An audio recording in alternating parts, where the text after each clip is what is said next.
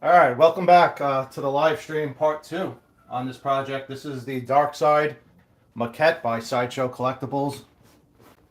Just finishing up my coffee here. So yeah, this was going to be a repaint of the Sideshow Darkseid Maquette.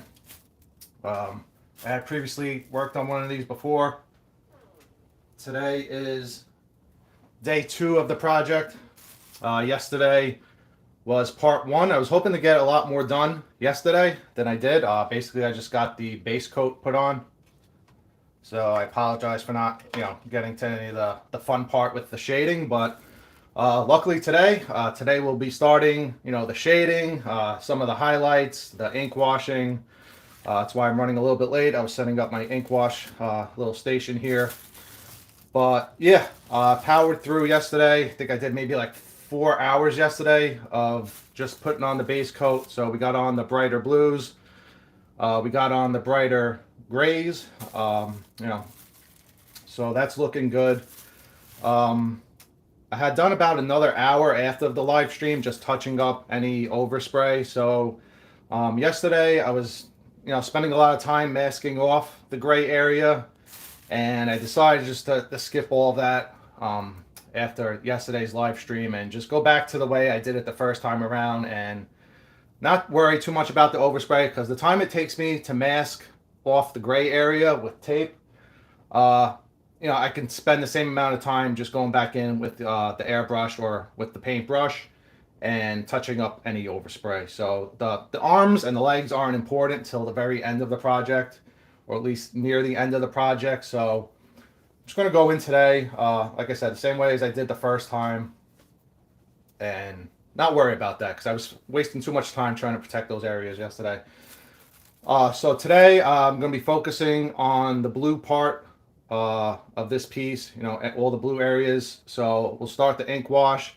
I'll definitely get to the shading and highlighting. What I plan to do is when I do ink washing, I work in sections. So what I could do is, work on the chest and maybe the back with the ink wash, and then let that dry for a little bit, and then just go right into the shading and then work in sections. Same thing, work my way down to the loincloth, start the ink wash, and then do the shading. And then the boots, I don't know if I'll get that done today. I'm not looking to spend too much time today like I did yesterday. I want to keep this a little bit shorter today. So overall though, yeah, he's looking good. If you missed yesterday, like I said, this is the Sideshow Maquette, Darkseid. And overall, it's not a bad statue, but a lot of people weren't happy with the paint job on it. So I was sent a few of these to have repainted into more brighter comic book accurate colors. It obviously will not be this blue and this bright of a gray as you're seeing right now. Once the ink wash goes on, it's going to tone all of this down. So what you see right now, don't be like, oh my god, it's so bright and vibrant. It's not going to look like this in the end. As I said again in yesterday's stream, these live streams are for people that want to focus on just getting into the hobby, or want to see every single little aspect of what goes into painting something like this. These are going to be long shows. No editing, no cutting, no fancy transitions. It's just raw live footage of this thing getting painted. Like I said, I previously worked on one of these before, so if you want like a shorter video where it just powers through everything that was done to this thing, I have another video that's already out. It came out I think like 4 months ago from the previous one I worked on. It's like less than 20 minutes. It shows pretty much everything I did to this previous one. Very nice short clips. Just shows all the highlights of what was done, and you see the overall finished project at the end. So yeah, I'm just finishing getting set up here. I'll finish my cup of coffee real quick, and we'll get to the ink wash. For the ink wash, let me get zoomed in here. So for the ink wash, just using a standard black acrylic ink. Comes in a little ink bottle. I mix that with my thinner. Basically, when I do ink washes, I put it on very thin at first. So basically what the ink wash does is it fills in all the little crevices and textures and helps the texture pop out. Yeah, let me go remote actually. I'll show you guys. Because it once the brighter colors goes on, you don't really see it as much. So you can see there's all these little, fine textures throughout the suit. And that's what I want to capture and enhance and bring out. So with this piece, being the textures are so subtle, normally what I do with an ink wash is I would clear coat it first and then ink wash it. What that does is allows the ink to be wiped off easier. But in this case, because the texture is so subtle, if I put on the ink and then I just quickly wipe it off, it also wipes off pretty much everything and nothing's left on there, other than just staining the color. And that's not what I want. I want the ink to really get into all those little tiny crevices, even though they're very subtle. I want to bring out that texture in his suit. So I do a little bit of a different method than what I did in my ink wash video, if you watch that one. This time around, I'll be putting on the ink, and then at the same time, I go in with the airbrush gun, and I use a very thin mixture of the color that's on the base coat here. It's a Magic Blue by Vallejo, and I thin down the blue a lot. It's basically isopropyl alcohol. So what happens is when you mix the isopropyl alcohol with the ink, it creates like this separation effect. It's almost like mixing oil and water. The two go together, but when they hit each other, kind of like it stays together, but it almost separates at the same time, if that makes sense. So the same thing happens with the ink and the isopropyl alcohol. So I'll splash on the ink, and then I hit it with some isopropyl alcohol inside of the airbrush gun, and it kind of just pushes the ink away and makes all the ink fall into all these little tiny crevices. At least that's how it went the first time around, so I'm going to try to repeat that.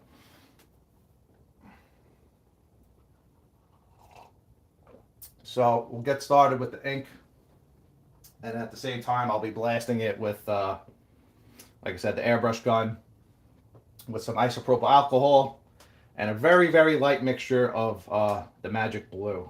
So let me get that set up real quick. Let's zoom back out. Okay. Oh, sorry. These zoom functions on YouTube aren't as good as what's on your phone when it's just a regular phone. For applying the ink, I just basically use a nice soft bristle brush. This is actually a makeup brush that I used to use for dusting my statues.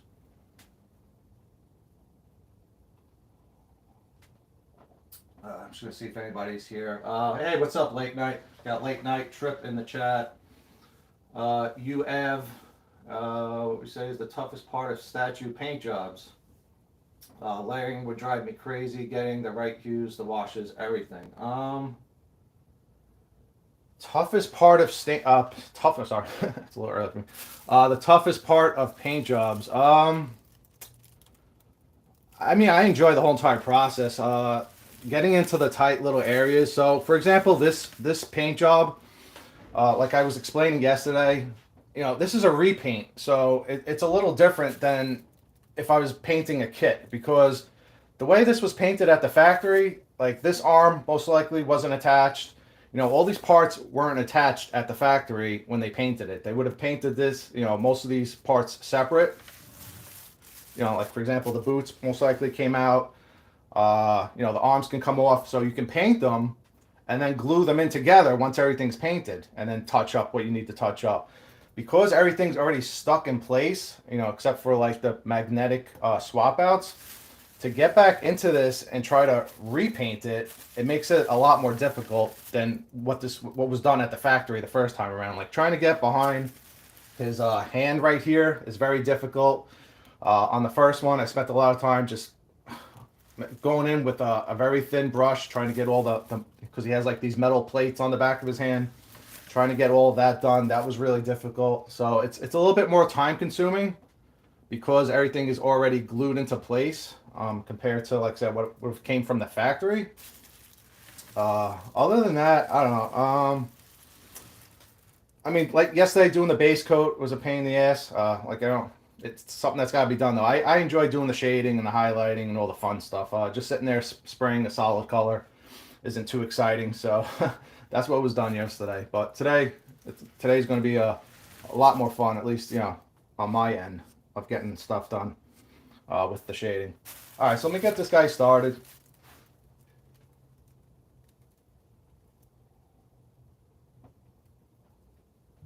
Just finishing up my coffee. Make sure we're zoomed in. Okay. Let me plug in my charger just in case the phone does die.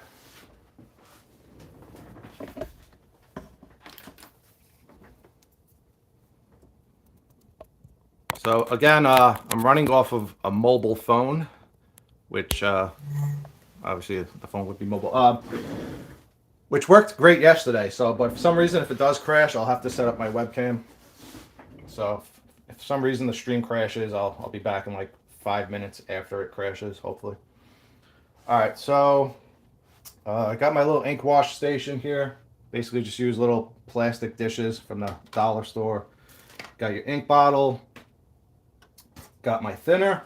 It's I have a video again on this, my mixture of thinner. It's basically half isopropyl alcohol, half what do you call it? Sorry, hold on. Oh, here we go. Just look for the right word. Half isopropyl alcohol, half distilled water. You don't want to use tap water. It can contain little minerals in it. And it's got some glycol in it to help reduce the drying time. To help so it doesn't dry as quickly. It's more for my airbrush gun though. So yeah, let me get this guy started. Yesterday I think we started from the front. So today I'm going to start from his back just to keep things a little bit different. And as mentioned, I'm going to work in sections, especially with ink. You don't want to like just smash the ink on all at once. You kind of want to work your way in sections as it dries. If I can get this thing open. So I'm creating 2 batches of ink. One is going to be a darker batch, and then one's going to be a more lighter, diluted batch with the thinner. I like to start very thin because I could always add more as opposed to putting it on very heavy and then I can't get it back off. But I will be spraying that blue color again, so I have a little wiggle room if things go too dark. All right. And like I said, we'll just work around in sections.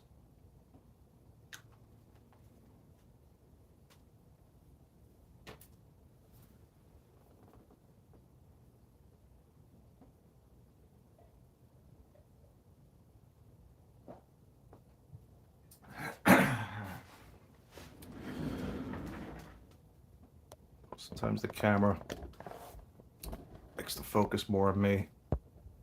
So let me just zoom in. Okay, let's go over here.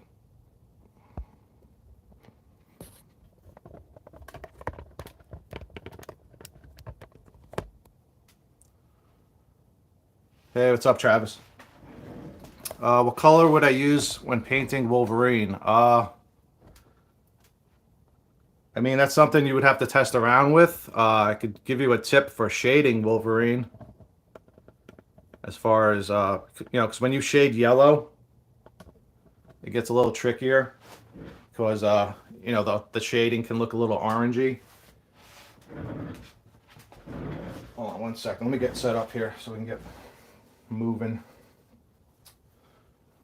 All right, where's my thinner? I was watching somebody work on a Wolverine recently. I'm trying to think what they were doing with the shading. Was it the orange? Or maybe it was the other way around. Maybe it was I forget what is that? It was something with the orange. They were using. I think maybe they were using orange for the shading. And then you would spray, your yellow back over the orange. This way, the shading on the yellow isn't so crazy looking. You gotta be careful when you're shading yellow. It can get very muddy and brown looking. All right, let's get this guy rolling here.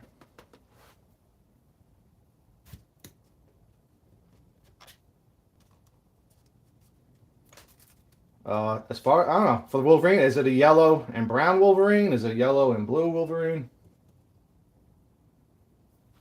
Depends on, you know, the art style. You want a little bit more, you know, vibrant, comic bookly. Actually, let me put on my gloves because this gets a little bit messy.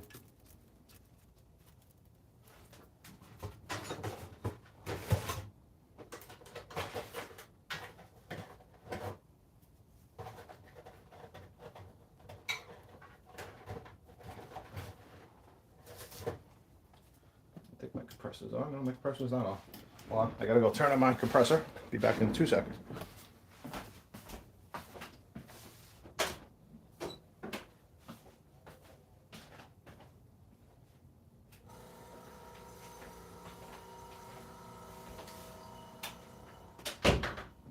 Okay. Forgot to put my compressor on.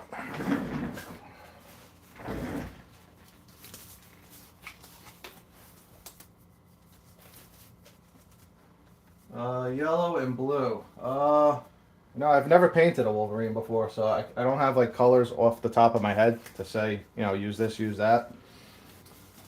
Yeah, it's a tough one. I would just, you know, before I paint anything, I create a sample sheet. You know, let it dry for a few days because colors always change a little bit. Or especially if they're on a model, they might look different compared to what your, you know, your test samples might look like. So it's usually a back and forth process, just choosing the colors before settling on anything. And the overall style of the piece, I don't know. Drip that too much. So with the ink wash, I like to keep it a little bit more heavier, where the darker crevices are, like the back, you know, the crease in his back is going to get a little bit more extra. So this guy has not been clear coated yet. So this blue color is going to get a lot darker than what it is right now.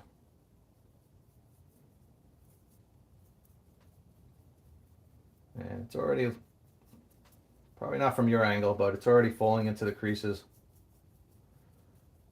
making those textures pop out.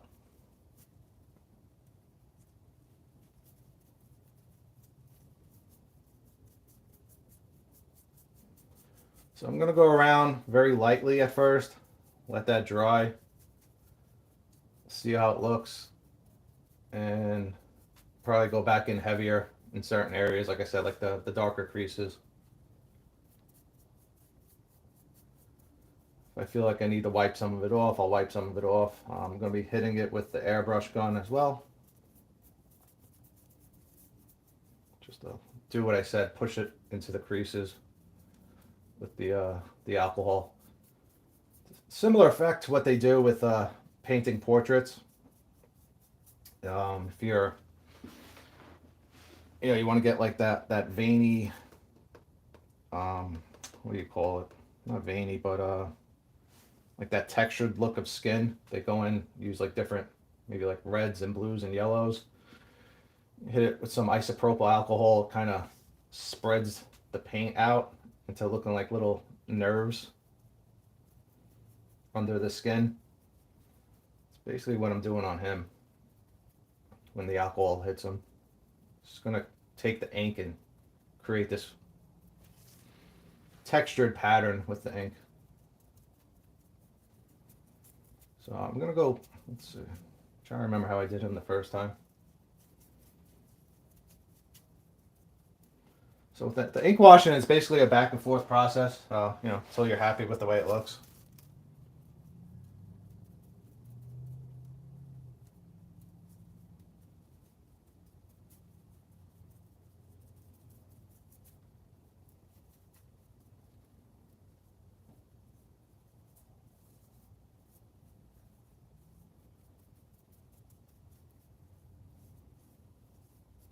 I'm gonna cut him right here at this panel and just focus on these areas for now, and then I'll work my way around. I don't want to get, you don't want to get too far and then stuff starts drying up on you too quickly. Right around there is where I want to be right now. That area right there is where I feel like good control to just focus on this for now. Alright, so I'm gonna let this, I actually have my hair dryer. If I gotta speed up the process with a hair dryer, I will. So we're not sitting here watching ink dry. Yeah, I got my gloves on so I could wipe it off if I need to.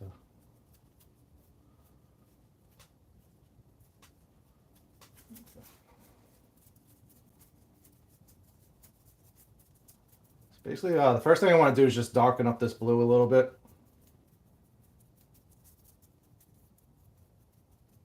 When the ink goes on, it looks a lot, darker because it's wet. As it dries, it evaporates and kind of almost like, disappears to where you don't really see it as much. So right now it's going to look extremely dark compared to what it's going to look like when it dries. Trying to see how it looks on camera. On camera it's actually looking really a lot better. It's looking, so my blues on what you're seeing on camera is a little bit different than what I'm seeing in person. Just to give you a heads up. On camera, it's looking a little bit more of like a purplish blue, and in front of me, I'm working more with like a baby blue.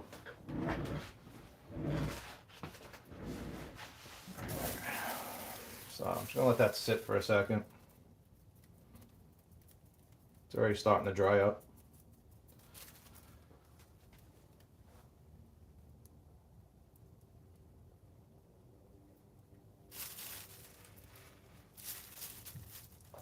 In the meantime, I can set up my airbrush with the paint. Let's zoom back out.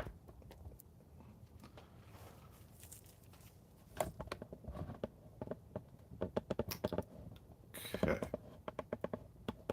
Let's get it right about there.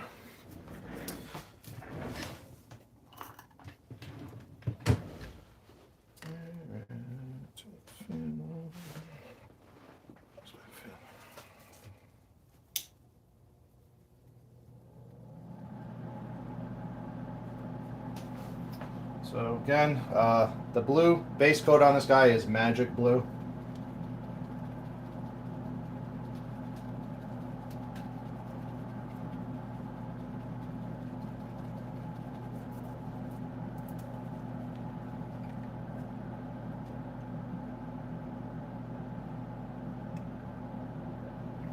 And this is going to be a very diluted mixture.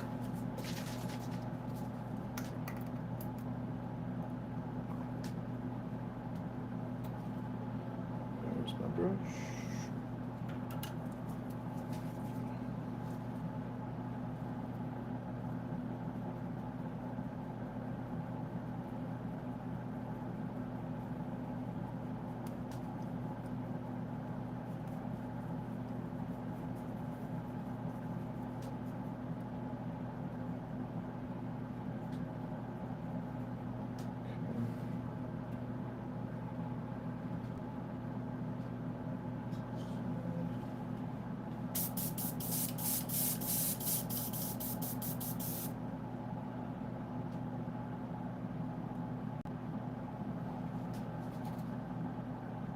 Gonna do a few tests just to get this to where I needed to get it. I need it pretty watery.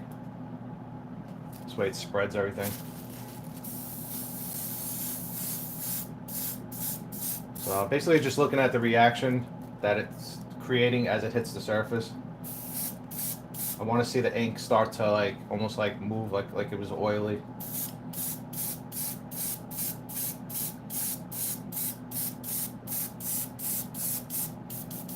I'm not getting yet, so I'm going to put on a little bit more of a darker, or I should say a wetter coat of ink.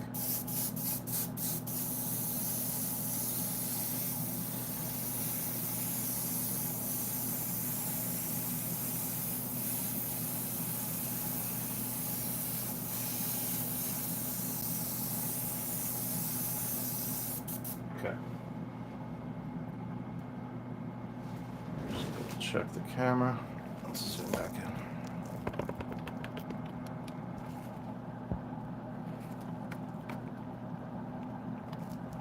Okay, see what's happening there.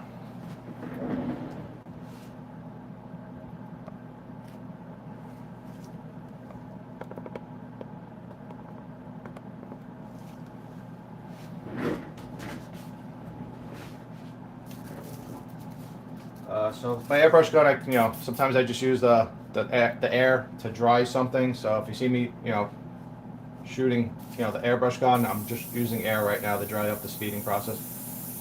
I'm not spraying any paint right now.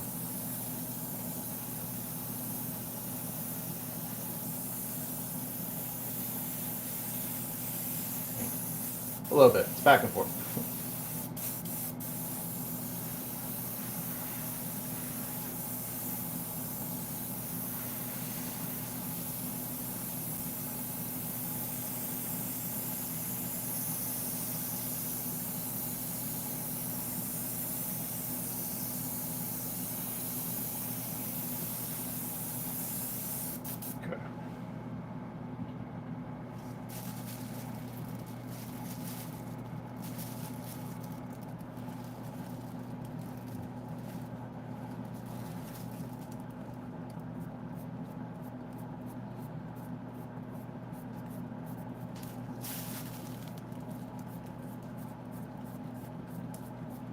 So basically, like, when you're doing ink washes, you want to wipe off the surface. This way all the ink just gets stuck in the crevices.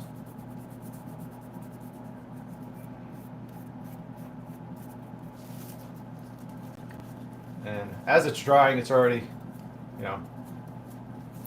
disappearing on me. So that's why I said don't get like freaked out when you put on ink that you think it's going to be too dark, because as it dries, it disappears. It kind of soaks itself into the paint. But you definitely want to start off light just in case. You always go back and add more. And he's already looking pretty good. Definitely be going back into the darker, the more areas that have more depth and shadows, to bring those out more. Like, I'll also be doing that with the airbrush gun with the shading. So I'm actually going to let that probably sit for now, because I like the way that's looking right now. And let's rotate him around and work on the chest for a little bit. Give this some time to dry.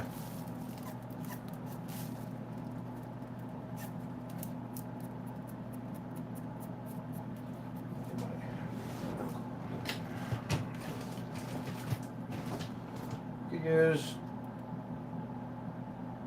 whatever it is you want to use to, wait on camera here, so, wipe the ink off. If you want to use, like, these are actually gauze pads, something that's not going to leave behind fabric strands or anything, like a microfiber type cloth material. I tend to use my finger a lot. I find my finger works a lot better than these pads.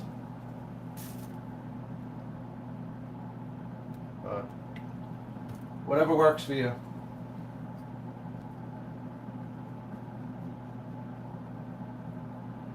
So we got Devastator, Omega. What's up, buddy? Yeah, the back muscles on this guy is awesome. It's actually really awesome to paint too. So this might wipe off too much. Let's see. I got a little bit of isopropyl alcohol on here. Just trying to catch the top surface.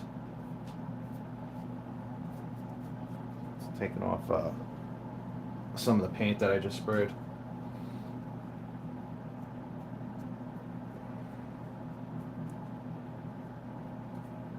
So as long as you catch the ink right away before it fully dries, which is usually, could be like an hour.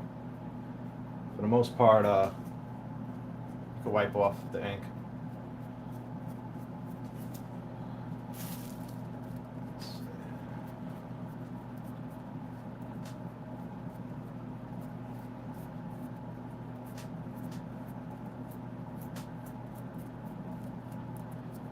Again, his texture is very subtle, so it's a little trickier to get it to fall into the cracks.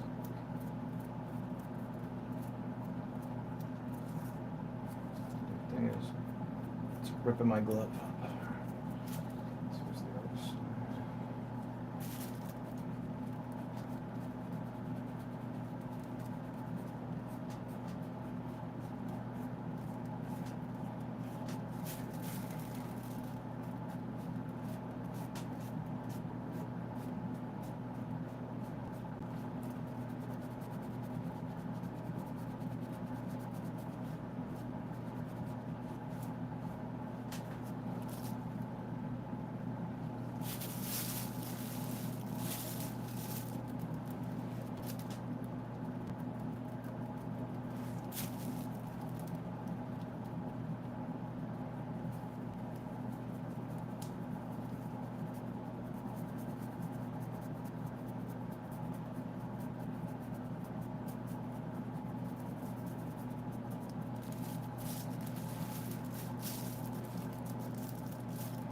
before I get to the chest, I'm gonna just hit this one more time.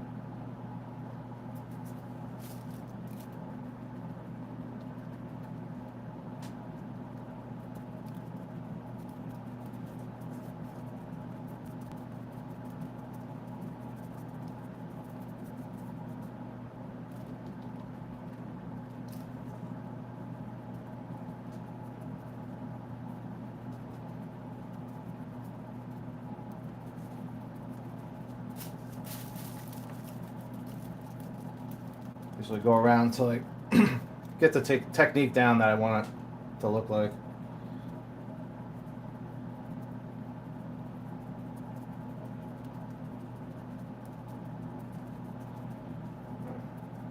Let's try from there. Now it's a little bit more wet. Let me hit it with the airbrush gun.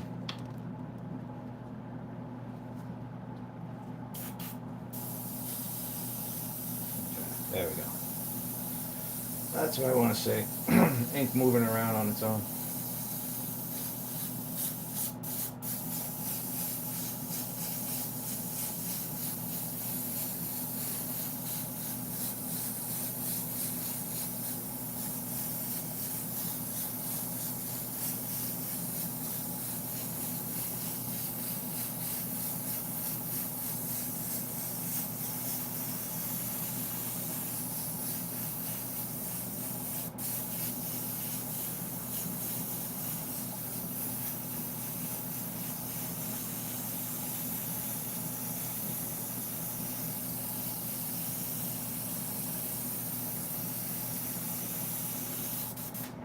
Dry.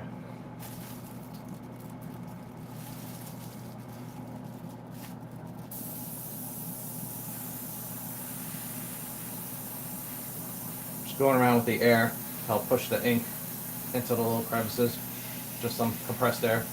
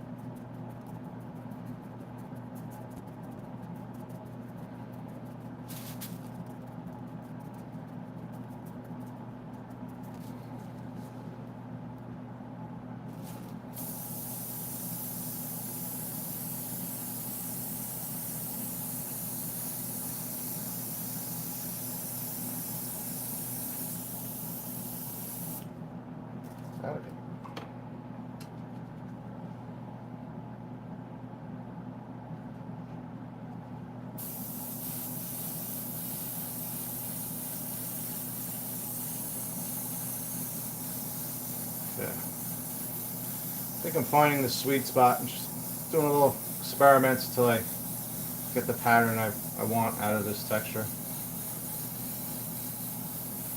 I think we're right there. I had it better the first time around, so I'm just repeating what I did the first time. Okay, that's better. Let me just fix the right side now.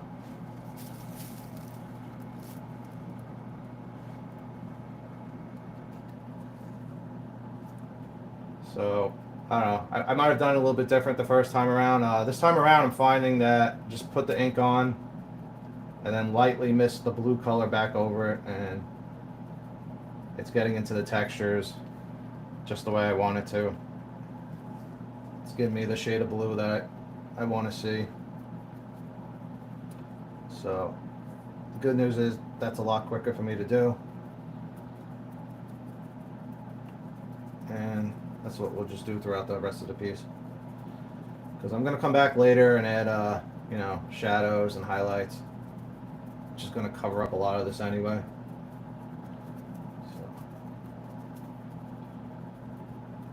So. Okay. Yeah, that's looking better on that side now. So let me just fix that on the right side.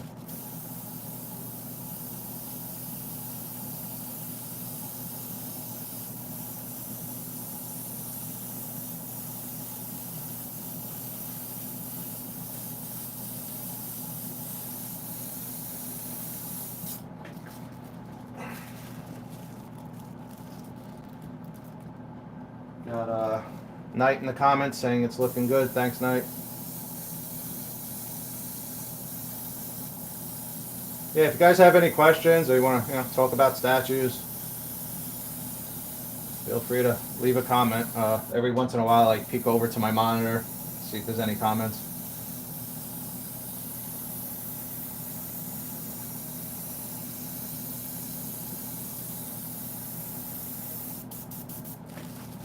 Okay. Yeah, this is basically what the left side is exactly what I want to see. So we'll just be repeating that throughout the rest of the blue areas. Just gonna let this dry for a minute.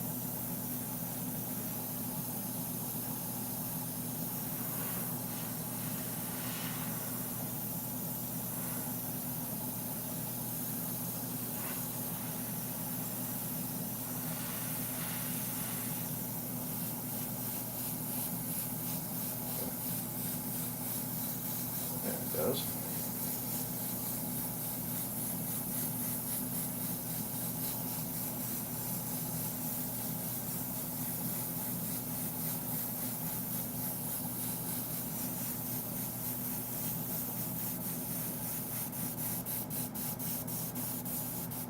Okay. Just get up here.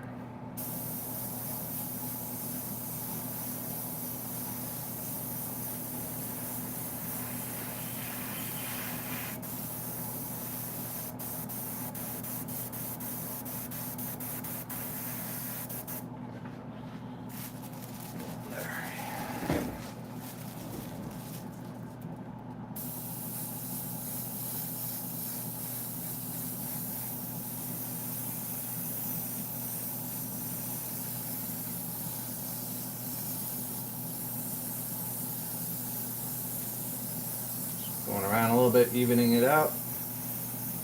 Again, this is a back and forth process. If I have to come back later and give it another coat, another little spritz later, I will, as it dries. As it dries, it's gonna look a lot different. Alright, from there, I would say that's good enough for now on the back muscles. So let's get him over to the front. Just make sure he's still on camera. Oh, he's not. Let's see. So that's the difference. I mean, it's a lot different on camera, but that's the difference between the ink as opposed to that, which hasn't been touched yet. Or the boots, where you can see it's looking very, flat and extremely bright blue. To where now you can even see the muscles are just already popping out compared to the rest of them. So that's what the ink wash does. Makes everything pop out. Brings out all the textures. Simple effect. Wasn't very hard to do. You can actually just do that with ink. You don't need the airbrush gun. Like I said, I'm using the airbrush gun because the details are really, like minute on this guy to where you can barely see them. So, all right, let's get his chest started here.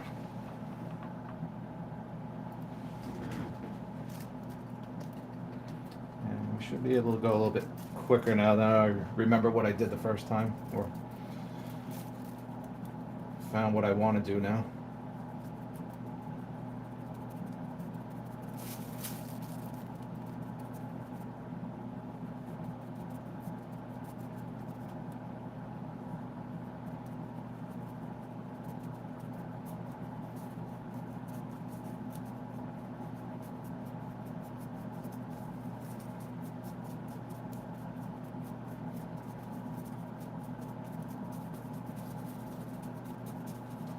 What I might also do is once he's clear coated, if I want to come back, hit up a few areas a little bit more darker with the textures, I can do that.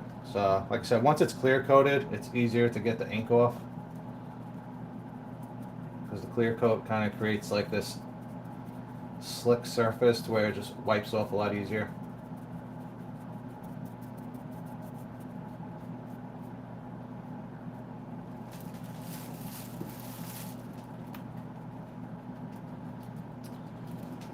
Another thing you got to keep an eye on is the ink mixture off to the side, because the ink does dry a little bit in the dish, as well as the alcohol starts to evaporate.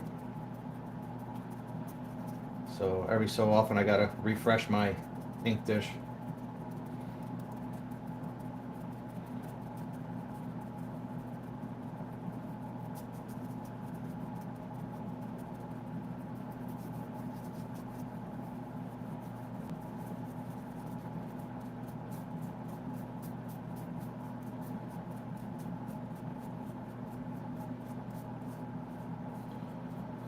So what's everybody else doing today? Anybody have plans? Sunday? Anything exciting going on out there? Or anybody have any statues coming in?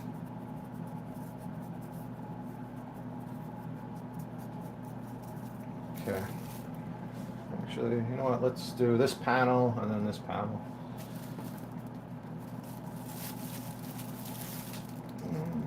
Let's go towards the arm. I don't know if I want to go towards the arm yet. Actually, no, I'll just go down the middle. Now I'll do the side panels. So closer to the arm, I gotta be more careful I don't get overspray. I don't mind a little overspray. I don't want a lot of overspray. So I want to take my time and focus on the sides a little bit more. Okay. So that's good there. And then once we get this part in with the ink, I'll start the shading and the highlighting. Keep it like I said. Keep things moving. This way I'm not sitting here the whole entire video just splashing ink on the guy. Hey, what's up, Edwin? We got Edwin Diaz in the chat. Thanks, Edwin, saying it's looking fire right now. What life's... stay there. So Devastator's asking, what life-size statue would you get, or would I get, I guess, if I had one choice and had room for it? Ooh, that's tricky, because you want something cool, but you don't want something that's gonna startle you every time you walk in the room, right? Like even with the bust, I have a life-size Joker bust, and every once in a while, you know, especially when you first get it, you forget it's there, and you walk in the room, and you're like, whoa, what's that? I mean, my main character is Batman, so right off the top of my head, I think Batman, but let me think that over for a minute. Do I want a life-size Batman in my room? You know what I really like? I like that, what was it? That new, it's not a life-size statue, per se. I don't know if you meant, what was it? Life... I don't know if you meant life-size bust or like a complete life-size, you know, figure. But I really like that Penguin Toys Hush Batman that they just came out with. And I said if I ever had to get like a life-size bust, like a big one with those, you know, like the arms and just everything sticking out, that would be the one. All right, so start misting back in some of this blue.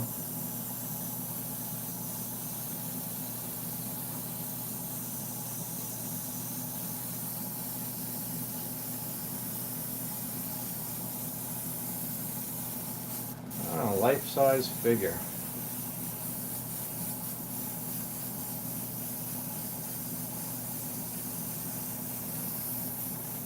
You know what I really like with the life-size figures that I've seen in collections? When people have the life-size Star Wars figures, like they just have this whole entire collection of life-size, you know, Star Wars characters. I think that makes a really cool display. Almost like being at Disney.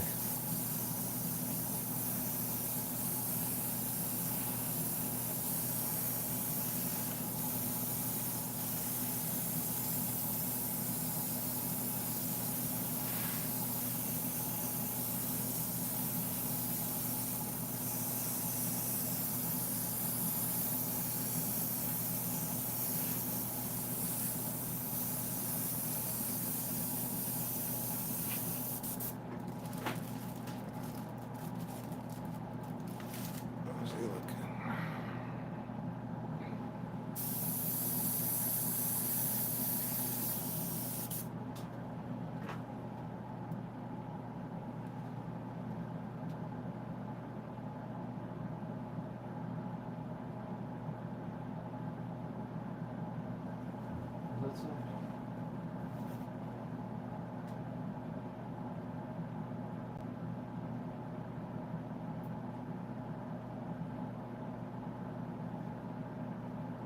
Hey, what's up, Travis? Are you asking me, or you telling me you pre-ordered the Sideshow Gladiator? Which one is that? Was that the one that was released a while back, the Daniel Bell one, or was there a newer one?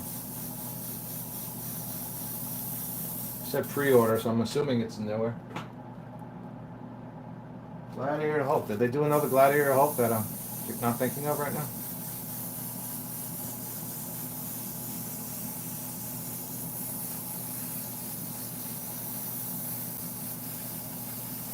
I really like the first Gladiator Hulk Sideshow did, the one with like more of like a museum pose.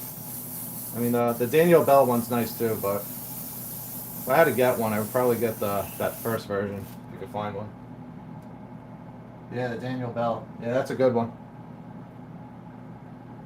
I've never seen that one in person.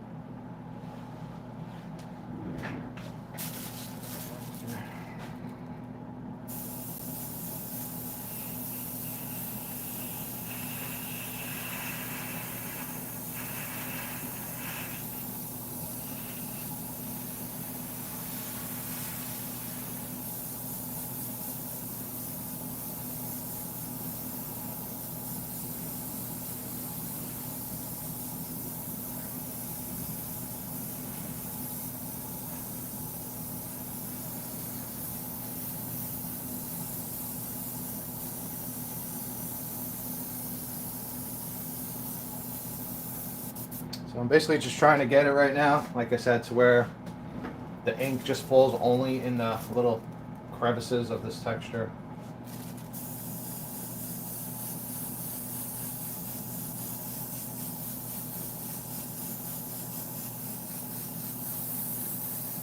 And I think I'm going to leave it like that for now, let it dry. See how it looks in a few minutes. Work my way into these two panels.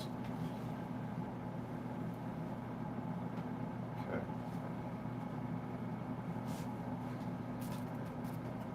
And definitely need more thinner. So my ink is drying inside of my cup.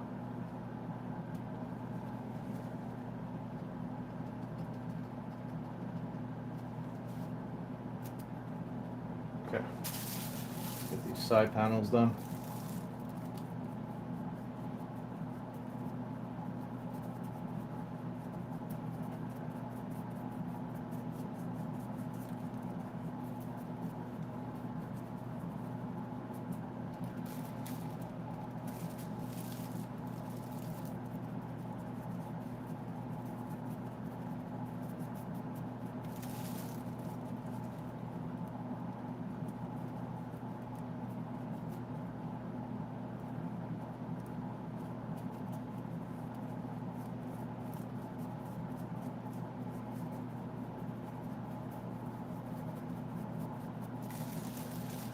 Feather that out into the existing ink.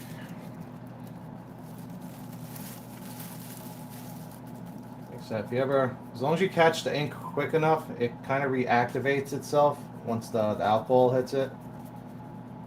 So if it's not entirely dried, you can go back and, like everything I just did, if I take my isopropyl alcohol on a pad right now, I could probably still wipe all of that off if I wasn't happy with it. If it was clear coated, I could definitely wipe it all off.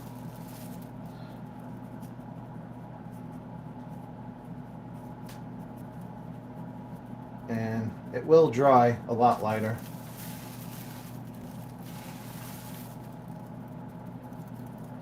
Over time.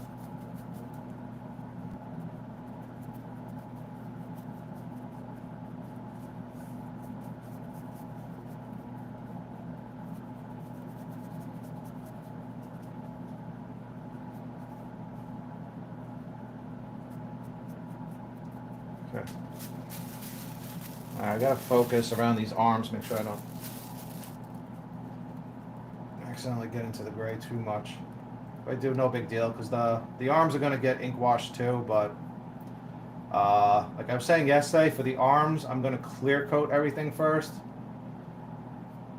because I don't want the arms getting too much darker than what they are now. If I did the arms right now, it would stain it very dark the way it is to the blue.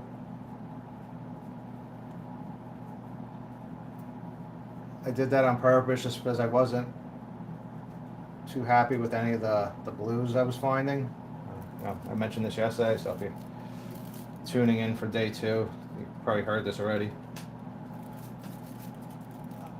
I did like I was going back to before, somebody asked me about, picking a yellow for Wolverine and creating samples. I did a lot of samples, and I must have, just out of a bottle alone, you can mix your own paint and make your own colors, but just out of the bottles, I must have like 15 different shades of blue.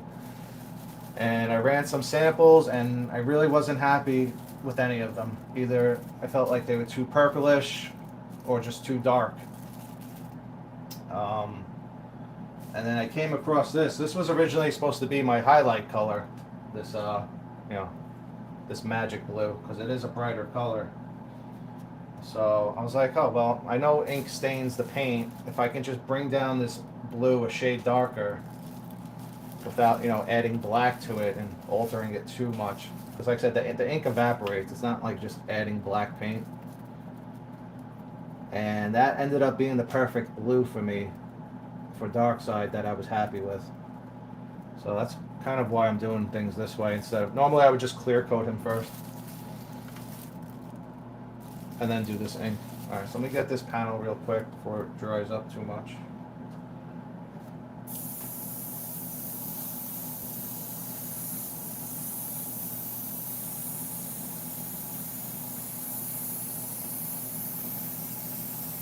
So yeah, I mean, especially if you're painting it for someone else, I mean, what I like might not be what somebody else likes.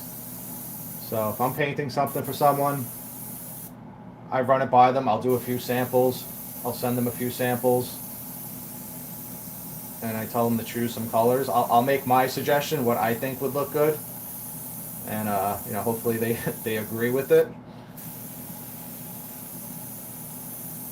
There's times where somebody hires you to paint something and they pick something you don't like, but you still got to do it. You got to do what the customer, or in this case the collector, what the collector wants.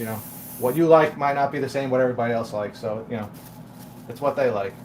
If it was up to me, I know this is a classic version of Darkseid, but I would really like to paint this more futuristic looking. I would like to come in with like different purple hues, like very subtle. Like I did it on an old 1/6 bust a few years ago that I painted. That one was a little bit more of a rebirth costume for Darkseid, but I basically went in with almost the same color blue that I'm using now. It was very vibrant, bright blue. No ink wash or anything like that. I kept it this bright and vibrant, and then I added in some purple hues into the mix. It made almost like an indigo color, to where it was like that paint job, to where depending on what angle you looked at the paint, it kind of caught the light at a different angle. So if you're looking at this, the bust in this case that I was working on, sometimes it would look blue, and then as your eyes gravitate in different directions, they would change shades a little bit. It would almost look a little bit more purple. So it was a really cool effect, and I would love to do that on a larger size Darkseid. I don't think it would work with this costume, because this is more of like a Jack Kirby style Darkseid, but man, that was such a cool effect. I would love to repeat that on another Darkseid statue if I had the opportunity. It's very similar to what XM did. So if you ever seen the XM Darkseid Rebirth. It was a 1/6 scale statue. They did a similar paint job on that to where it was just different purples and blues, like almost like an indigo. Really cool. Okay.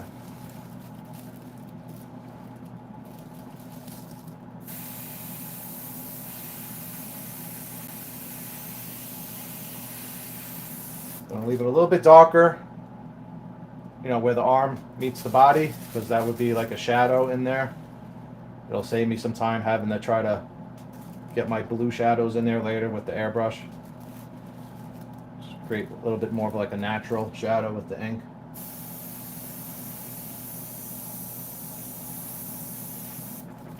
Versus doing some type of spray.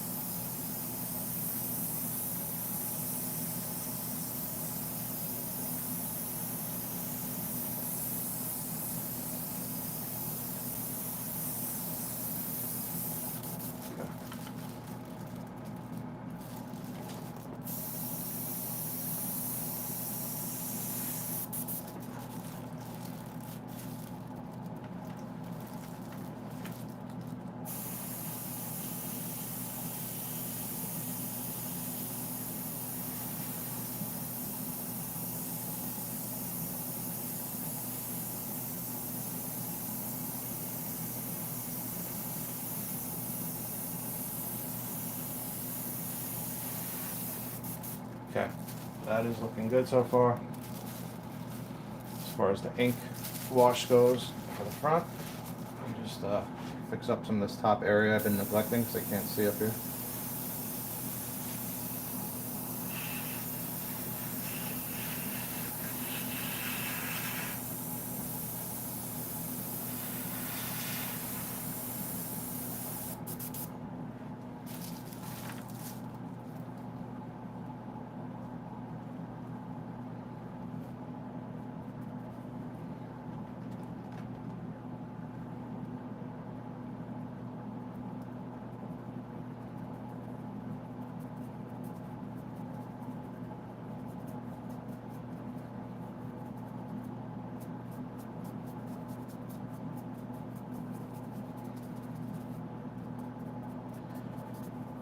And now I gotta just fix up where the two halves meet. Since I did the back first and the chest second, I gotta get to this shoulder, where his traps are. This guy's so tall. Wasn't able to get that from sitting down where I was. So I just kind of gotta blend those two halves together where they meet.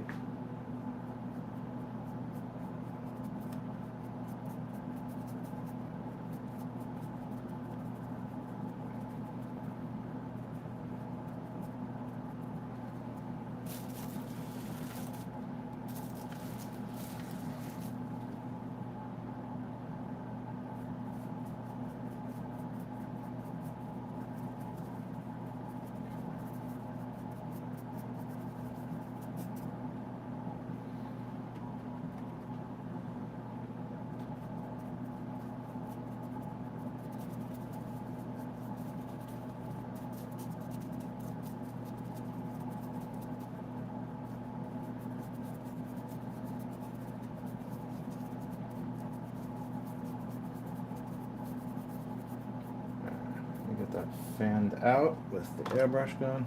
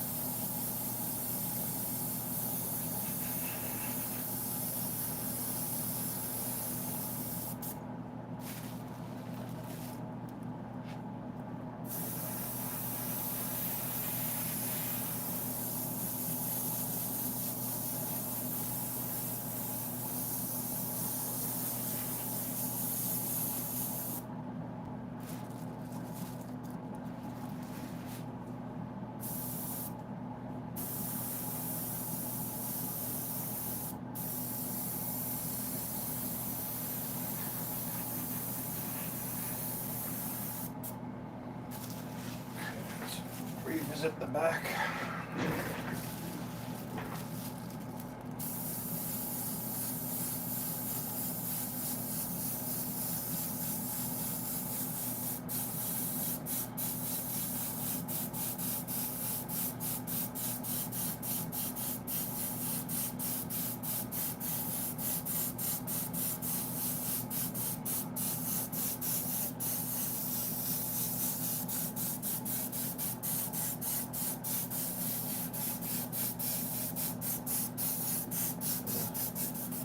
Brighten that up a little bit.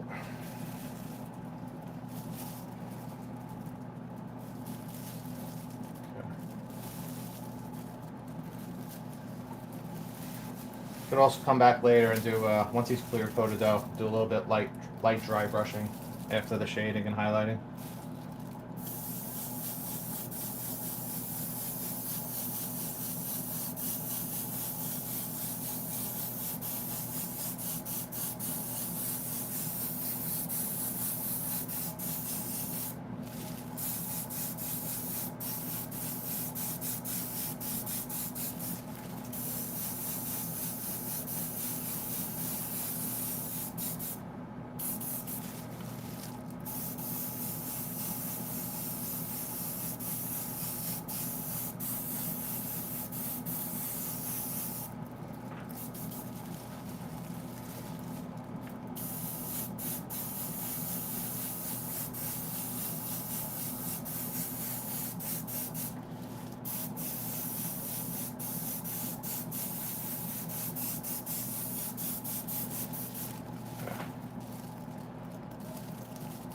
Alrighty, where are we at here? Again, kind of see the difference of what's going on right now. Top half was inked. Bottom half was not inked. Give him a little spin. And once we go in with the shading and the highlighting, it all comes to life. But it's looking good so far. Just got to finish these two smaller panels. There's one there. There's a tight little spot right there. And then I can start doing the shading and some of the highlights for the top half, and then work our way around, go back to the ink on the bottom, loincloth area, and so forth. Just take a little break from doing the ink. Looks like, well, I got one little section here too.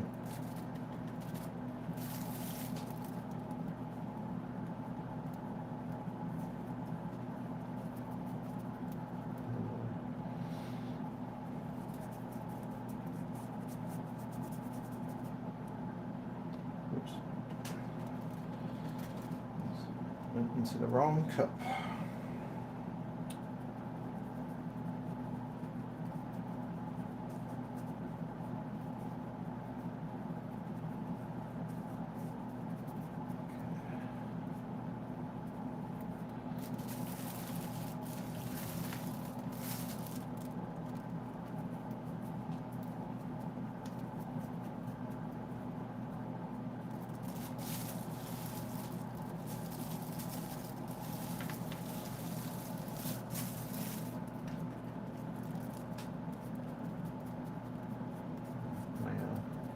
Ink's getting a little dark, which means my alcohol is evaporating, so I'm just going to refresh the ink tray, a little bit more alcohol.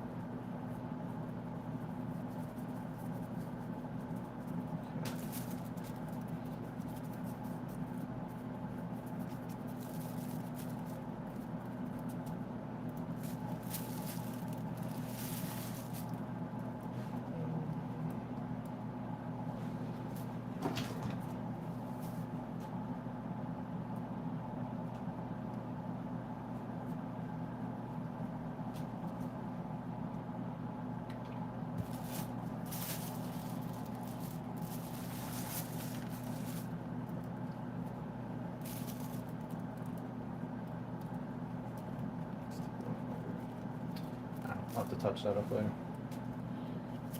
So when it's not clear coated, fix the paint. Okay. No big deal.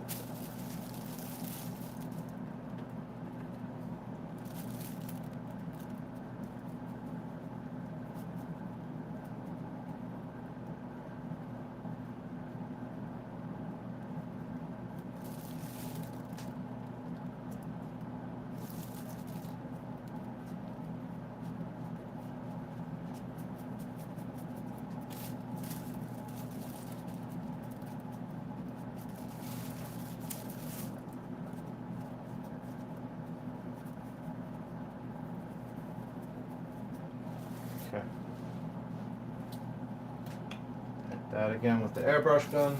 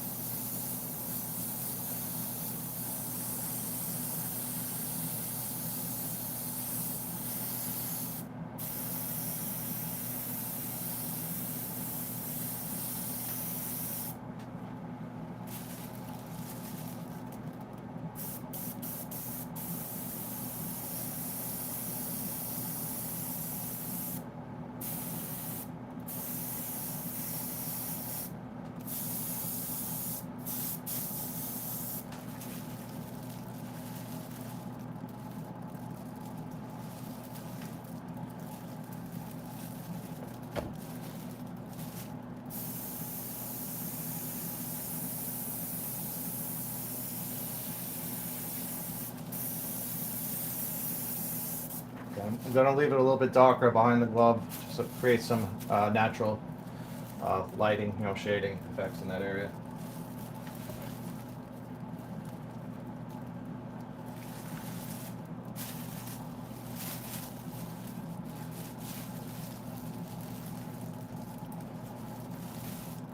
Alright, at this point I think I'm happy with it, but like I said, ink dries a little bit lighter even over time, so I'm going to quickly speed this up with the hairdryer just so I can see where I'm at.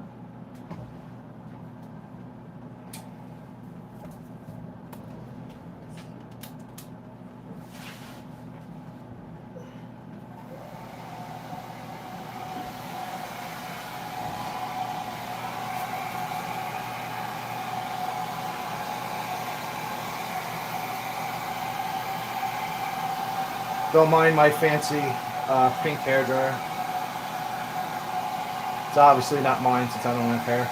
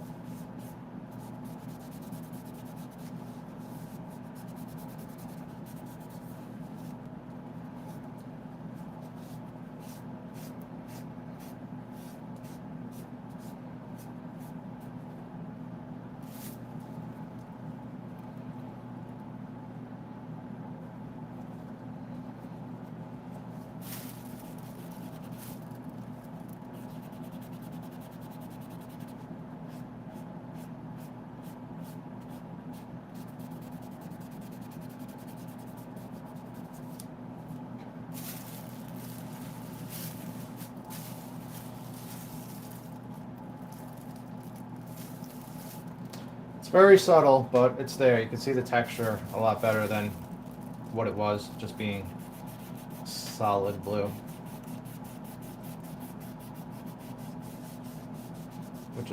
Which is what I want. And then, like I said, once the highlights and the shading goes in, just another element to make everything pop. Bring this sculpt out, because it really is a great sculpt. Okay.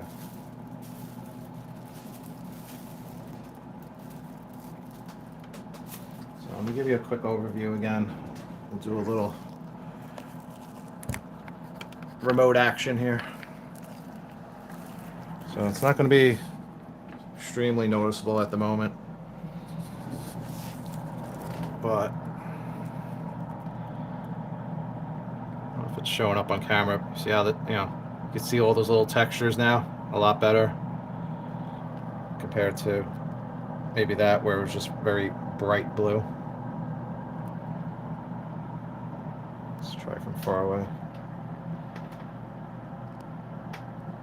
Yeah, so if you look from far away, if you look at the top half, it's already starting to define the muscles. You can see it, just the natural lighting is hitting the peaks of the muscles, creating highlights and creating its own shadows down here. Just with the ink wash, compared to like down here where everything's just, bright blue. So it'll be more noticeable on the back where his muscles really pop out. So again, that's the before, and then you move up, and now you have all that muscle definition.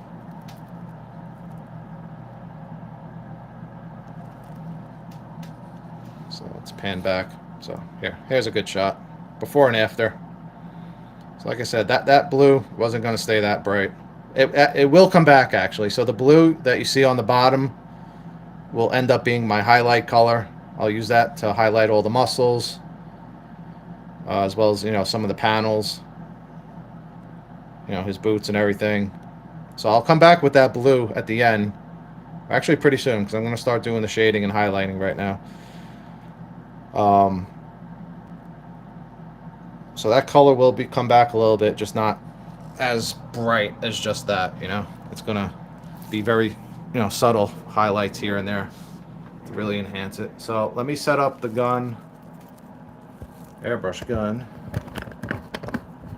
to start doing the shading. That's the fun part for me. I like shading and highlighting.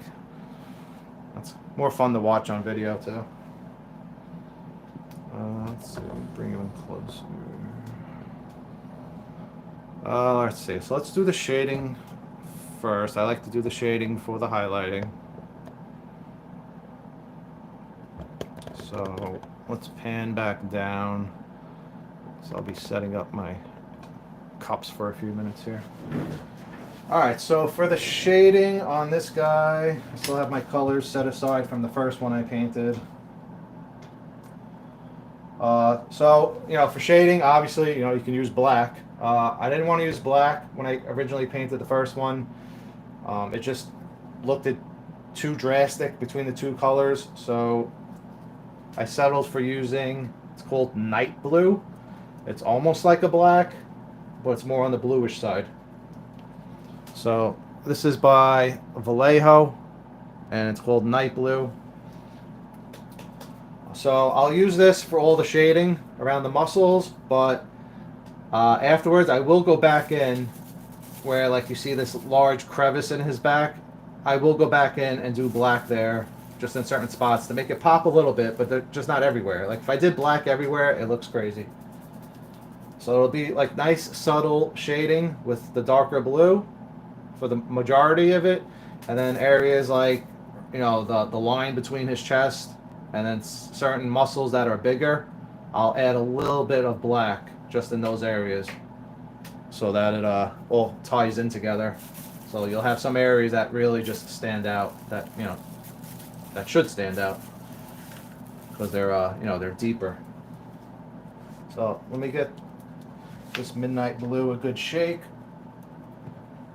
get my paint cup.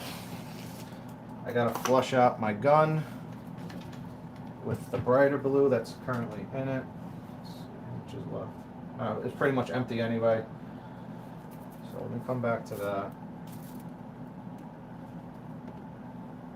Oh, I still have some in this cup. Let me set this off to the side so I don't spill it.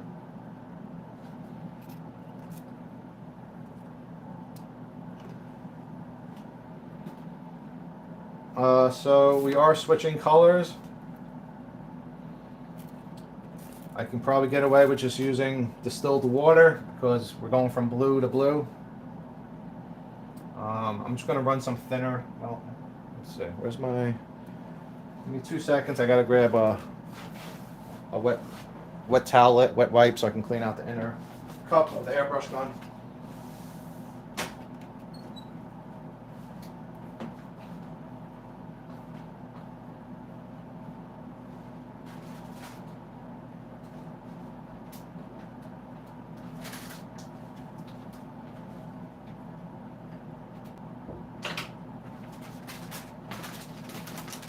Going here. We're an hour and 20 minutes in. Not too bad. So what I like to do is just give the cup a little wipe down first and then flush it out with, you know, distilled water or thinner. Just get all the stuff out on top.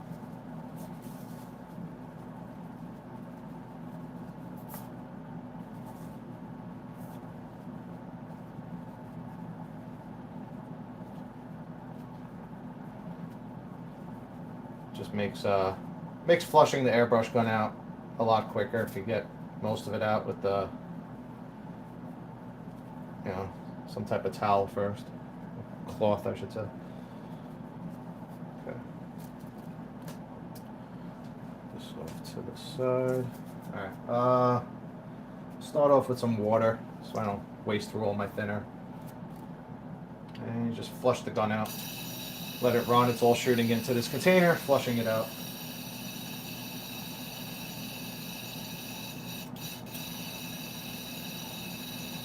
So we got Raccoon Eyes in the chat saying it's looking great. Thanks, Raccoon. He's getting there slowly but surely. It's always at the end where it makes the biggest difference. When I start going back and doing all the little detail stuff, that's when everything just comes together. We're still in the rough stages right now.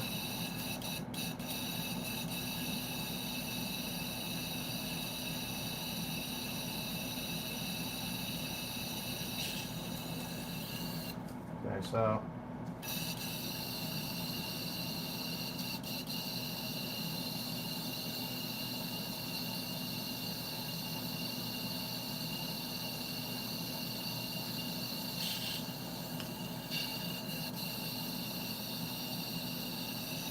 did a few flushers with distilled water.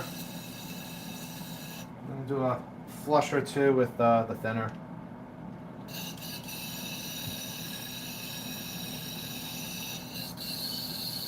Oh, you know what? I got to lower the pressure on my compressor since we're doing the shading.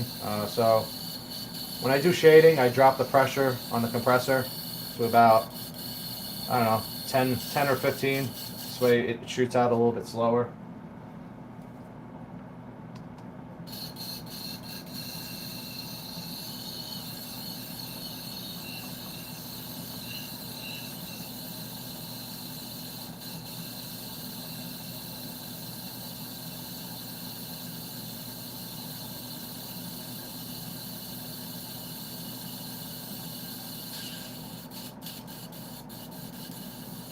Alright, so this is all clean.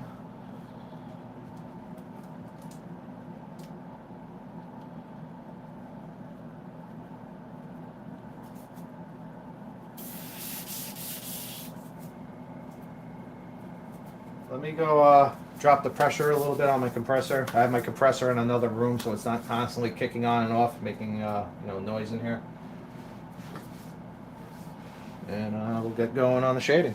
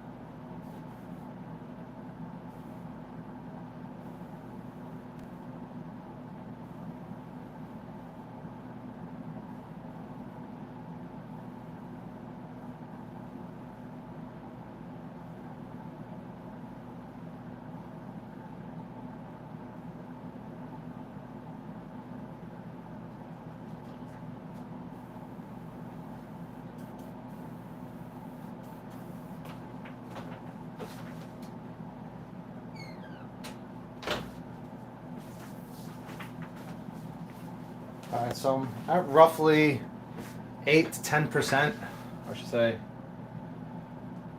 8 to 10 pressure on the compressor. See how that does.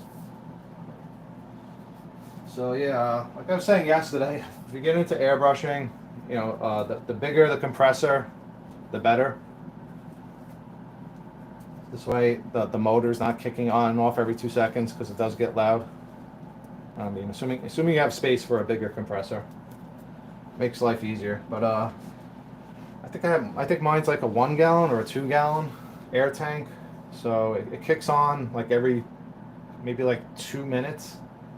So it can get annoying, especially on video if you don't want to sit listening to a noisy motor every 2 minutes on and off.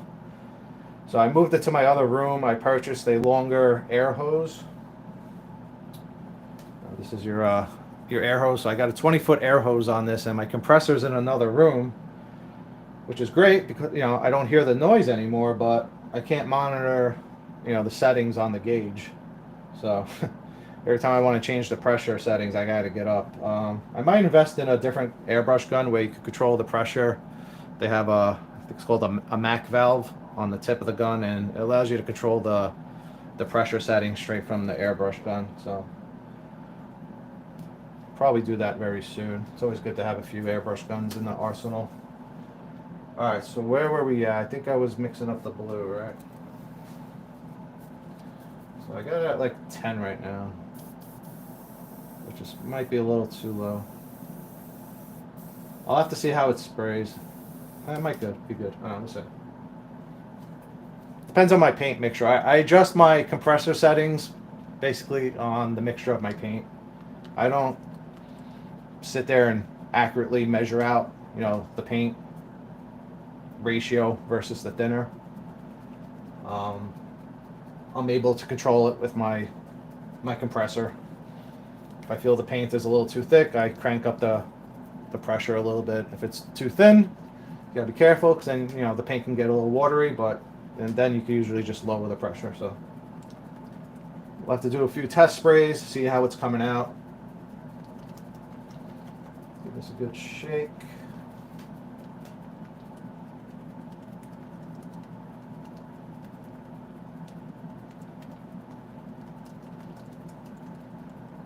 We got 12 o'clock here. All right.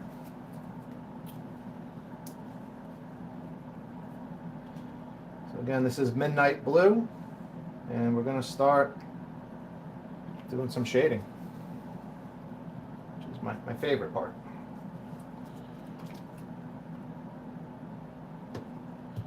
Okay, I do not have a clean brush. Let's see.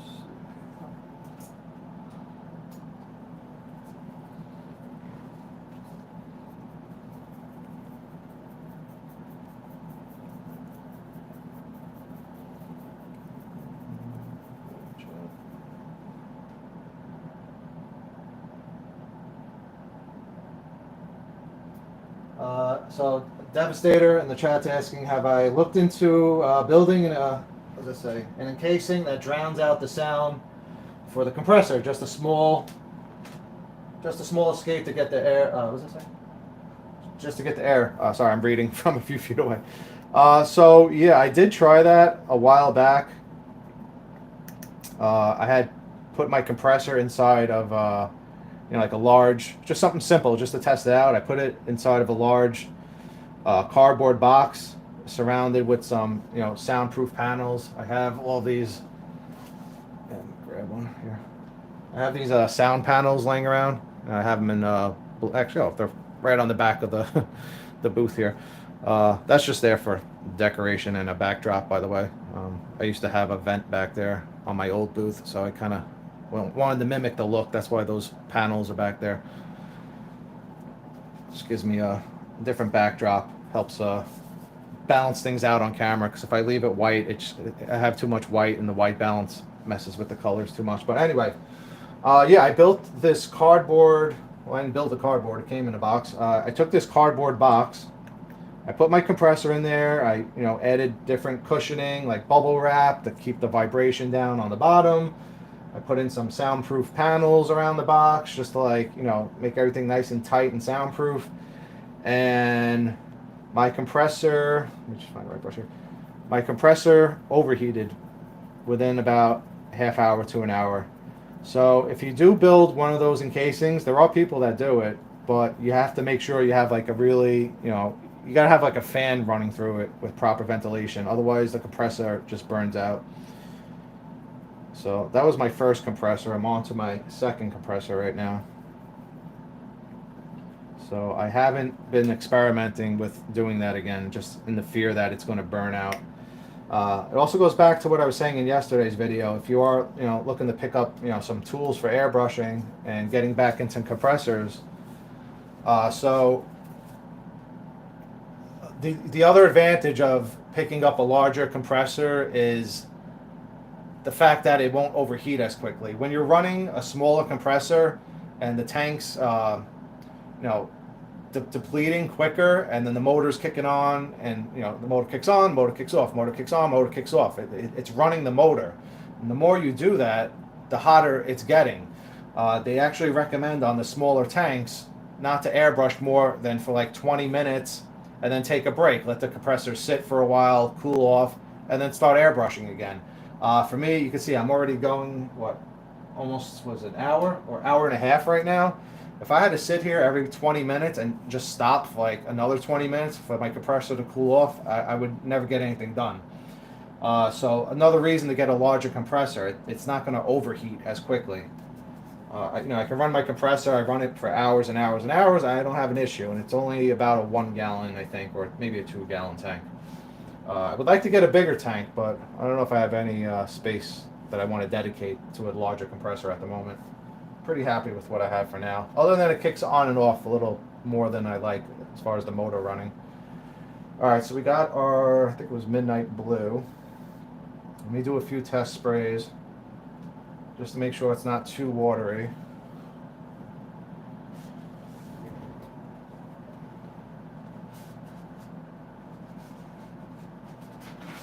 So right now I have it in another room. I was almost thinking about putting it in a closet. I'm a little afraid the same thing though, like the closet might get too hot in there because you don't have a lot of airflow. So if I did do something like that, I would have to get a fan. Okay, so this is spraying very slow, and I'll show you what it's doing. So I have the compressor pressure settings very low right now, and it's almost creating like this speckled mist. Which I don't know if I want it to shoot like that. I kind of want something a little bit more smoother. So I might test it real quick just to see how it looks on the statue, and if I don't like it, I'm going to crank up the settings a little bit so it sprays a little quicker.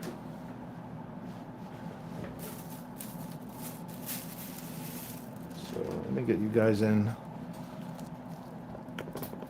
the back.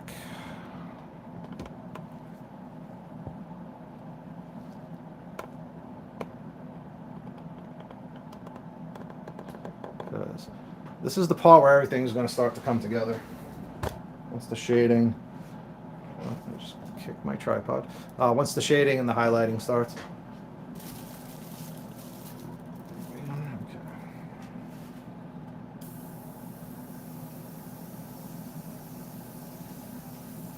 It's not too bad.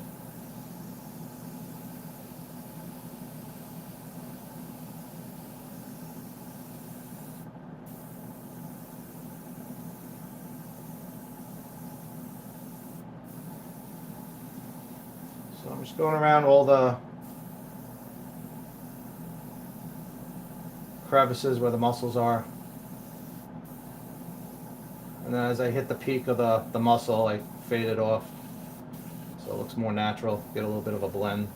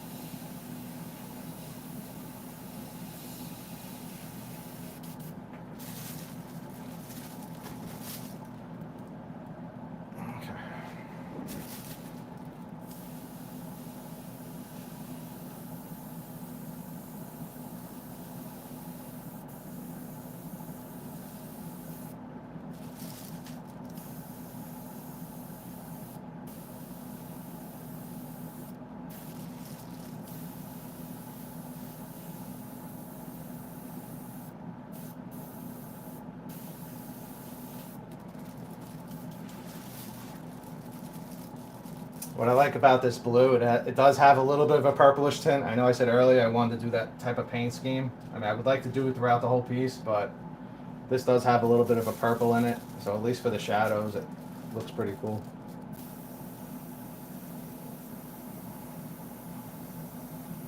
You'll start to notice it probably in the second or third pass as I go around.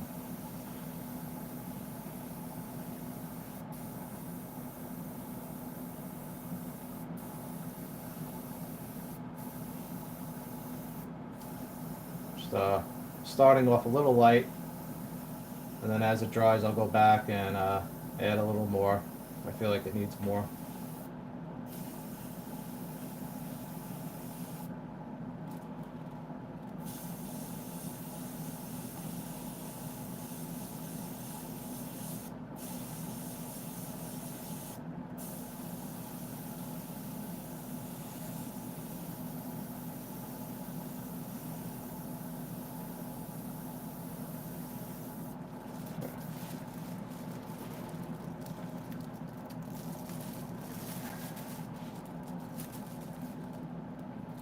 I'm also going to darken. He has like these stripes in his suit. You know, these indentations of stripes. Like, I don't know what you call that, but I go in with the airbrush and I get that a little bit darker as well. Just need a really steady handful.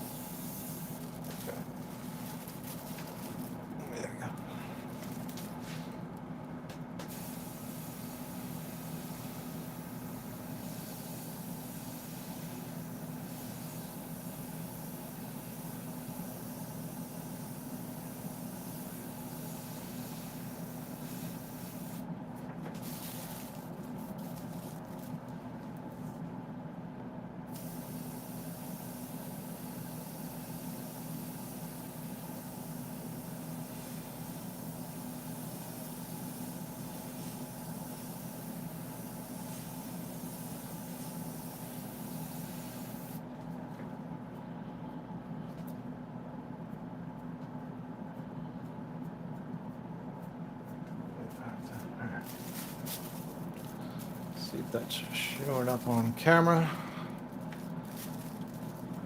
Again, on camera, he's a lot more, I would say the word is saturated.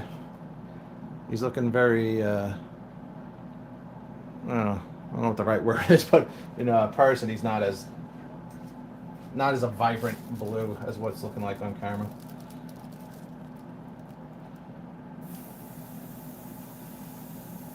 I mean, it looks cool on camera, but it's not the accurate colors right now.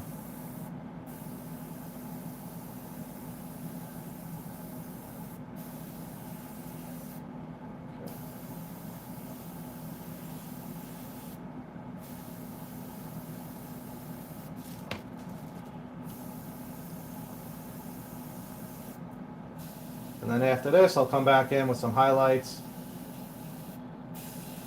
Just really enhances everything.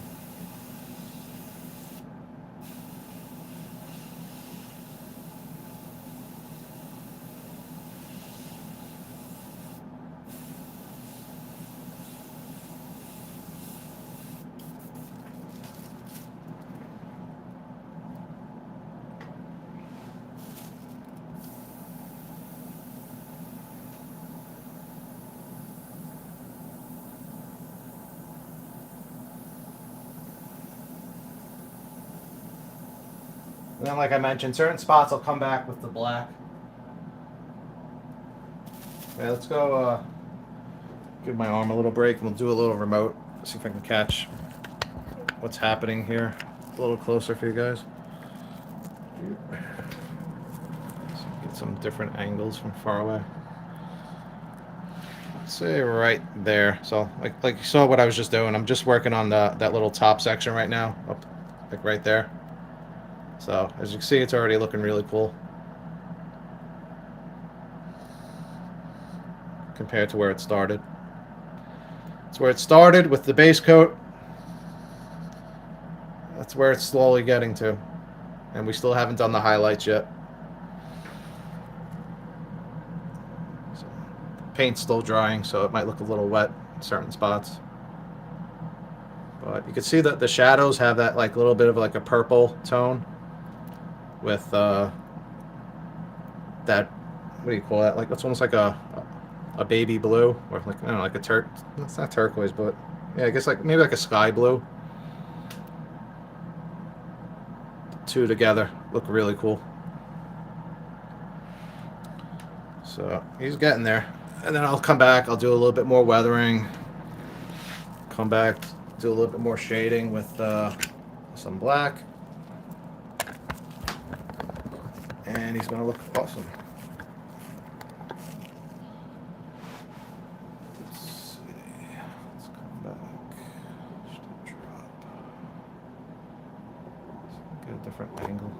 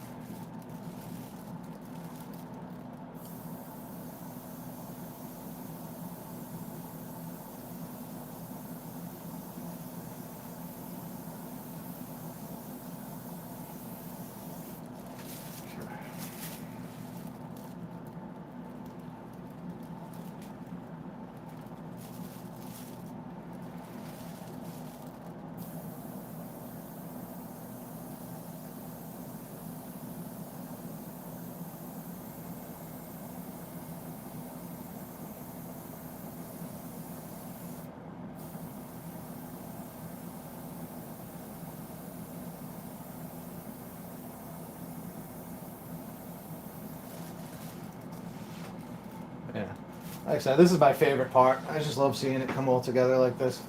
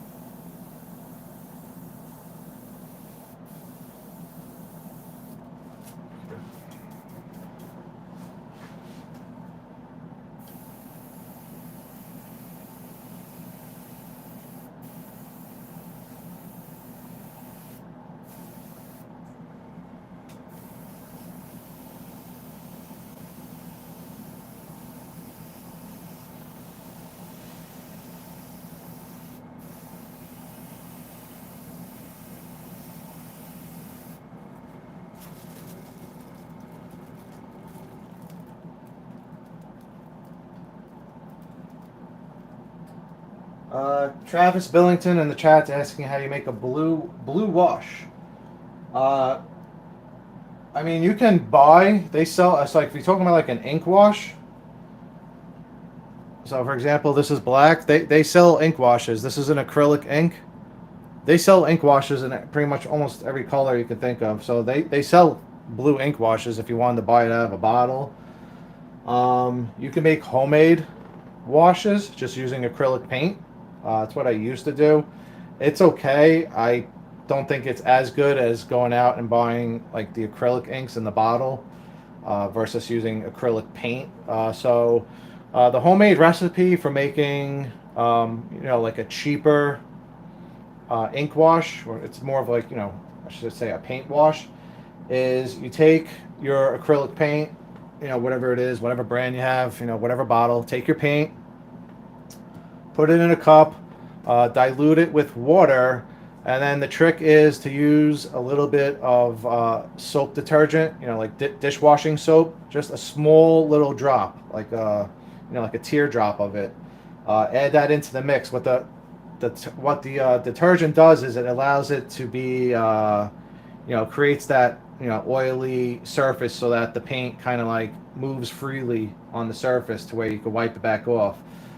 And because it's so diluted, it almost creates the same effect as an ink wash, to where when it dries, it starts to evaporate. So I used to do that when I first started, because I didn't want to, spend money going out and buying a bottle of ink.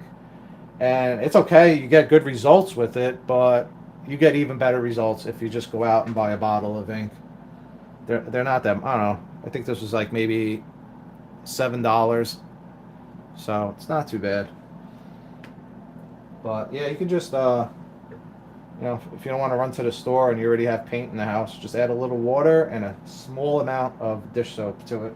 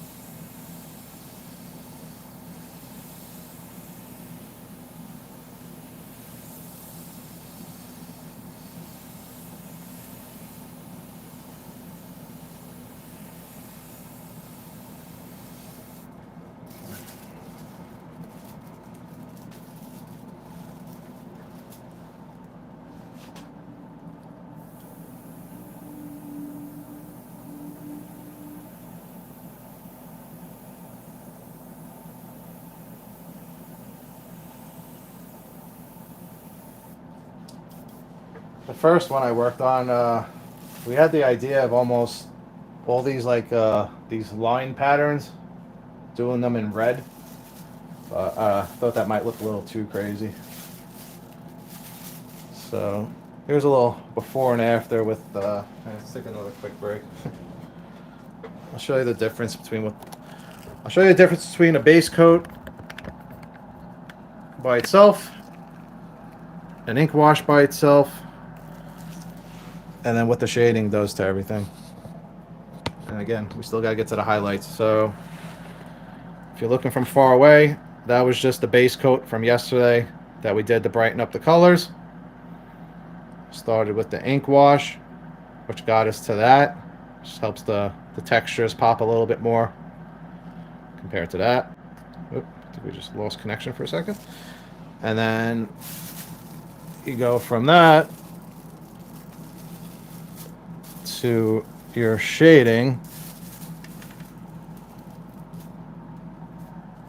without the highlights so far, and you get to that. So huge difference.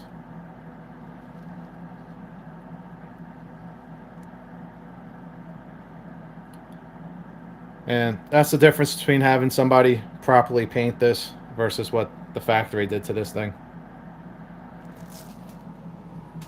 So get that back in to my stand. Once the highlights go in, it's just going to take it to another level. But it's already looking cool. Okay.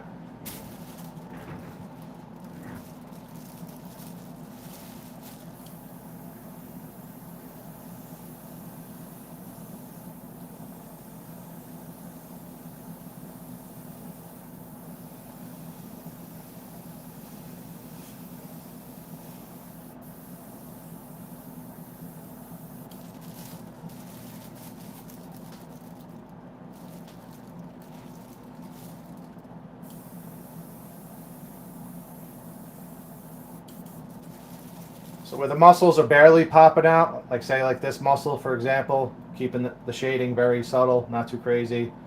Where the muscles like, really bulge out, like these two muscles, doing the shading a little bit darker. The sculpt itself will create shadows on its own when the light hits it, so you also got to keep that in mind when you're shading. I ran into that issue with the legs.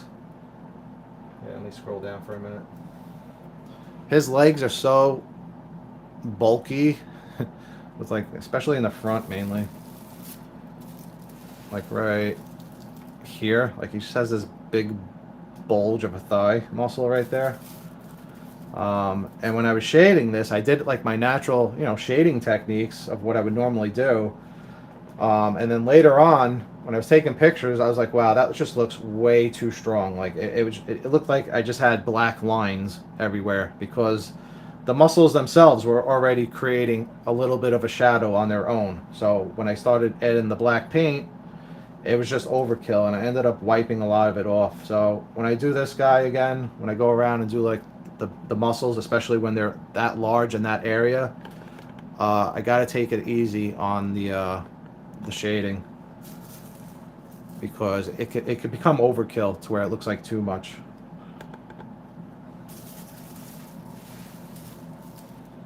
All right, let me do a little bit more on the back, and then we'll switch things up. We'll get on over to the chest.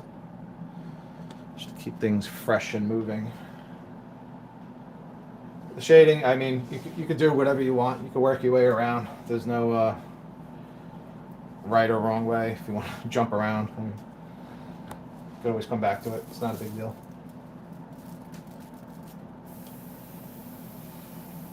If you get bored in one spot, go to a different spot.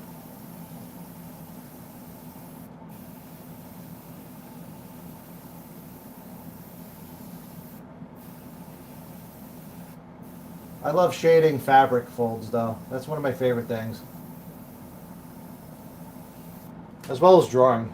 I don't draw too much, but when I do draw, I like characters that have like a lot of, like, especially like if they're wearing like hoods or robes, just because it creates a lot of folds in the fabric. I don't know, something about that I love seeing.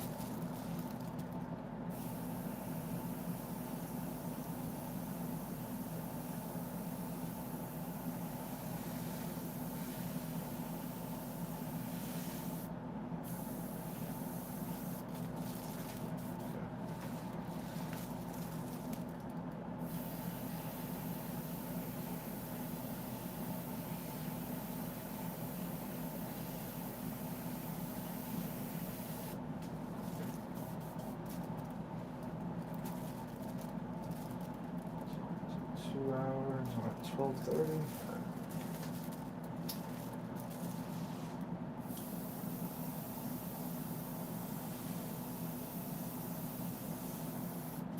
Let's see. Do I want to switch to the chest? We got a few more spots on the back, but we'll take a little break. Start doing something else like the chest.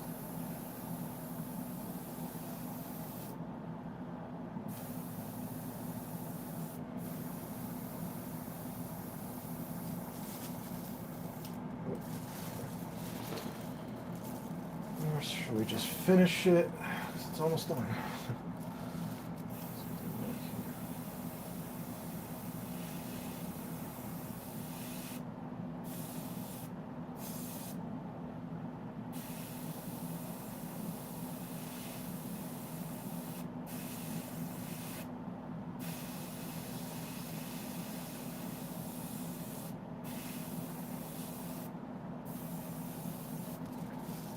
Okay. It's looking cool.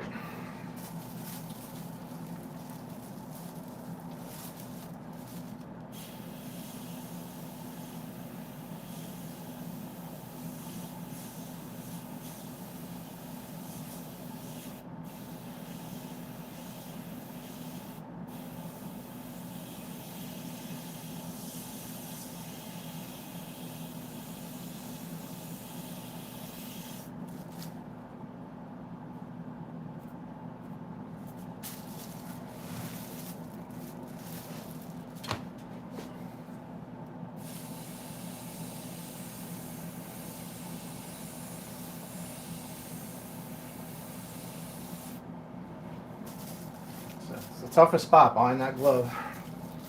Hard to get in there.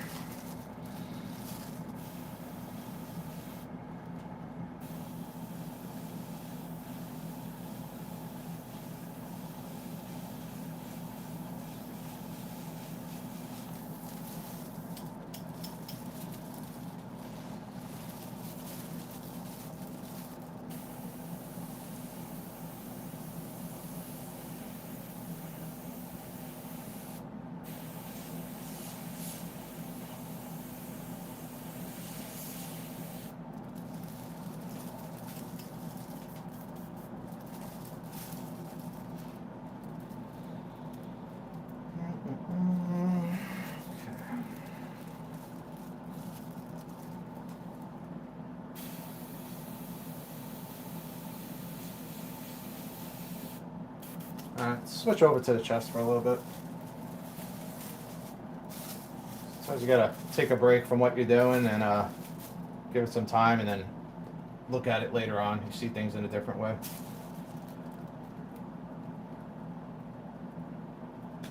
Okay, so we should make sure we're in frame here. I believe we are. Okay. Let's see. Okay.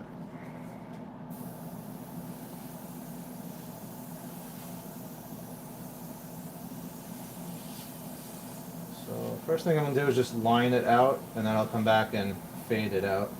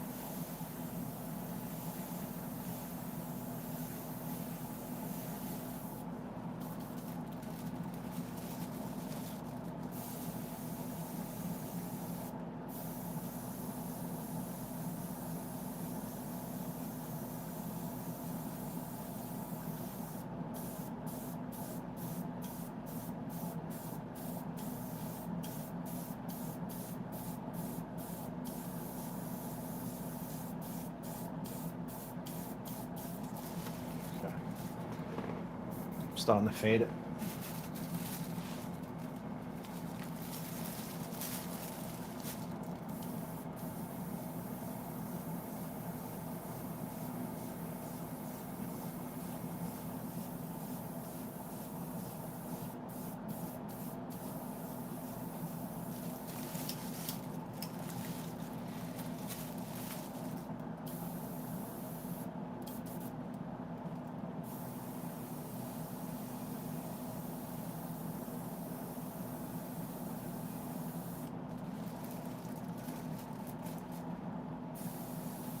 Like all these different striations in his chest, the muscle fibers. I don't want to go too crazy with them, otherwise he's going to look like a tiger. But definitely want to hit them a little bit.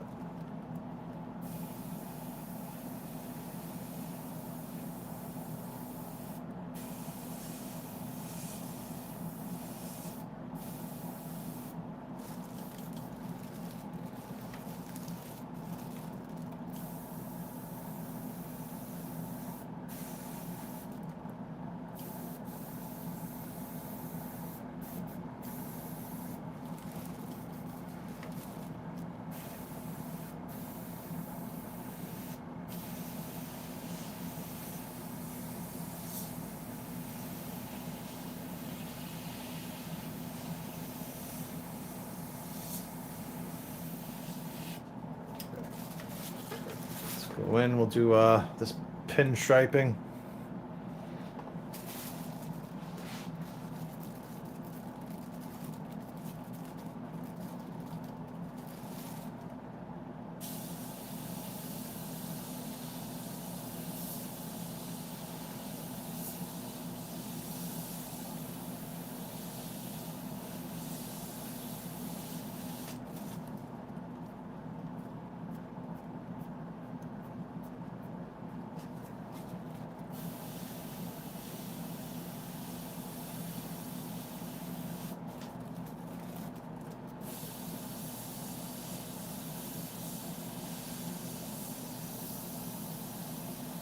Need a really steady hand for this part.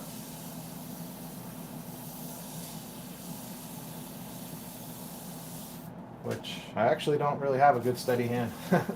After I stop painting for a while, my hand gets a little bit steadier. If I were to try this when I first started, it would be a mess.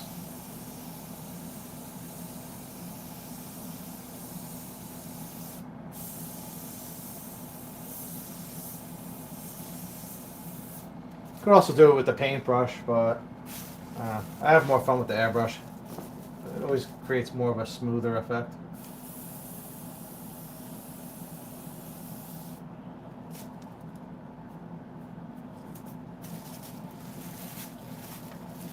Because the two colors are very similar, you can get away with the airbrush. If this was red, I wouldn't be doing this, by airbrush. I would have to sit here and pinstripe it with a paintbrush. Because we have, dark blue on top of a medium dark blue. I get away with the airbrush gun. Even if it's out of line a little bit, it's not noticeable. If it is, I'm sometimes able to wipe it away with my finger.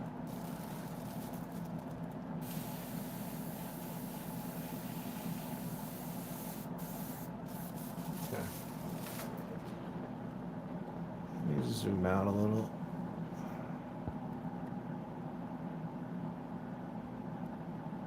That's good.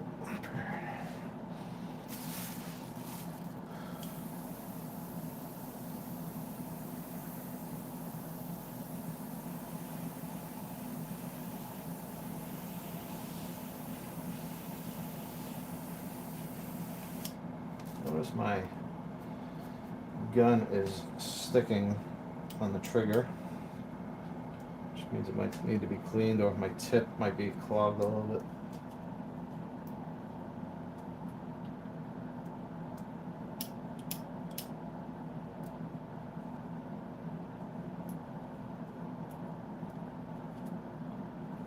So, gotta be careful when I'm taking my finger off, it's still spraying for like a half a second.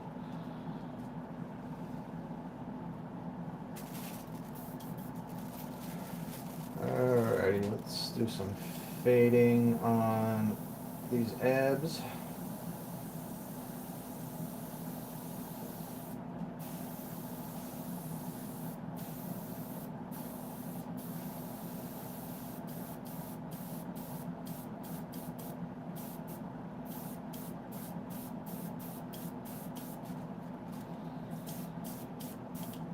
When you do your fades, you want to fan it out in the direction you want to blend it. So when I'm doing this side, I'm shooting my stream, my airstream this way, and then when I go to do this side, you're gonna shoot, your airstream this way. This way, the mist will naturally blend as it goes on its own. You don't want to spray it from over here. You can have a nice dark line right there.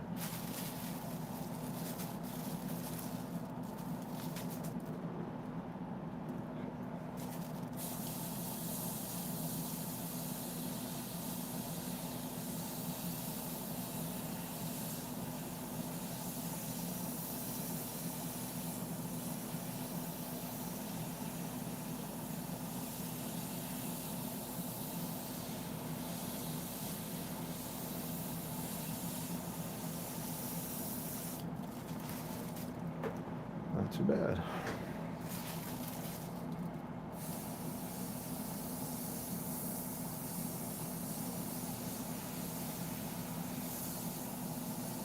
If you want to paint really thin lines like this, you could also take off. Oh, as I talk, I just went out of line here a little bit. If you were painting very thin lines like this, you could also take off the cap of the airbrush gun. Gives you a little bit more of a finer spray. I don't really do that too often. I usually control it for the most part the way it is.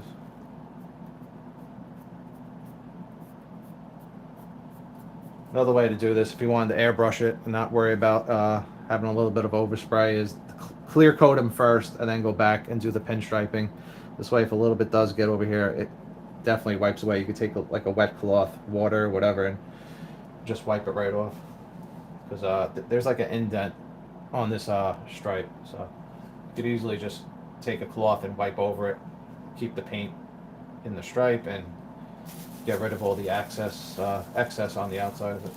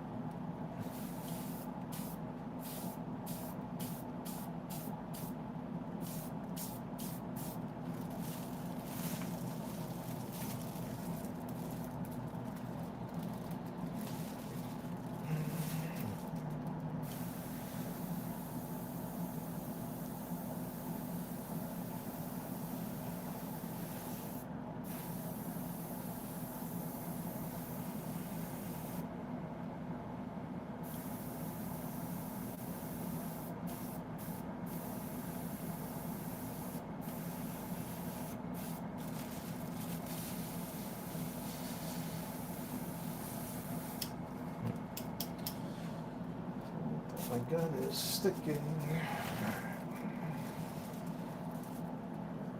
Let's get up towards his neck. I still got to do the left side, but we'll switch it up a little bit. We'll do his neck.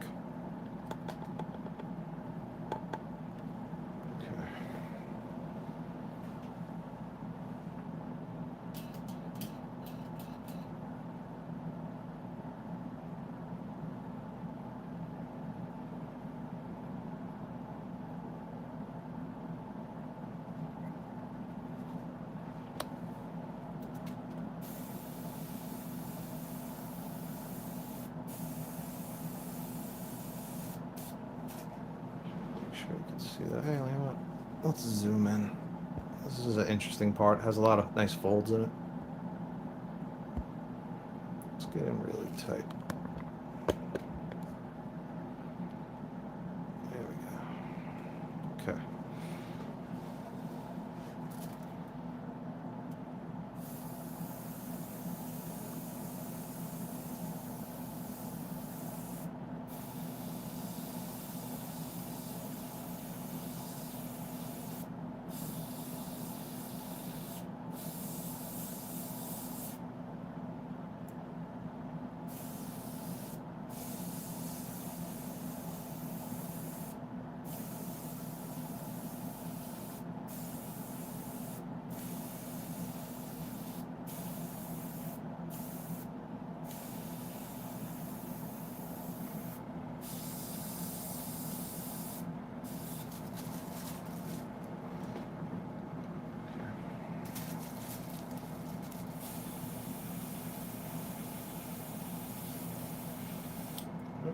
might have to stop here and fix my gun. It keeps sticking on me.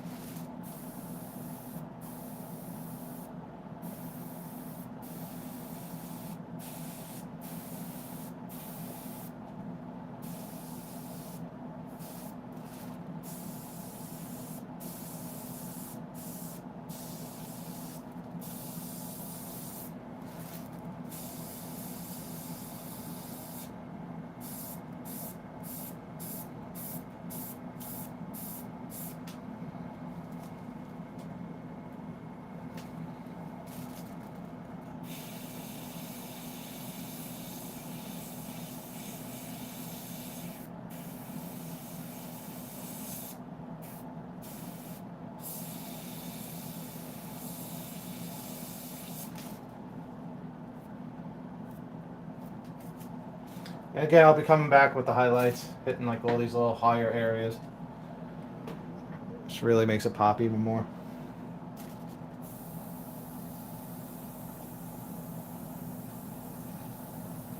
Do a little fade on his trap there. Just very lightly.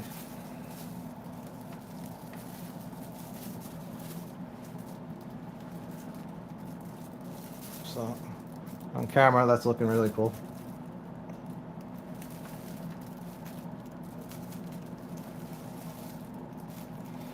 Big difference in the sculpt, right, when it's shaded.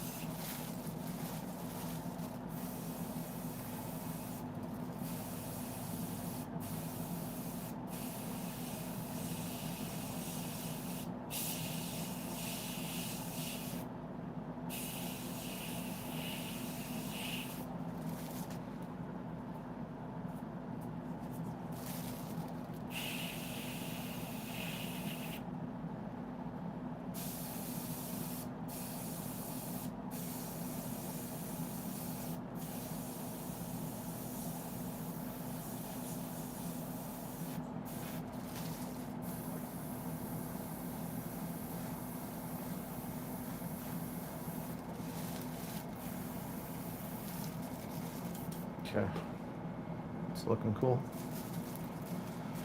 That was a fun part to paint. A lot of crevices and stuff.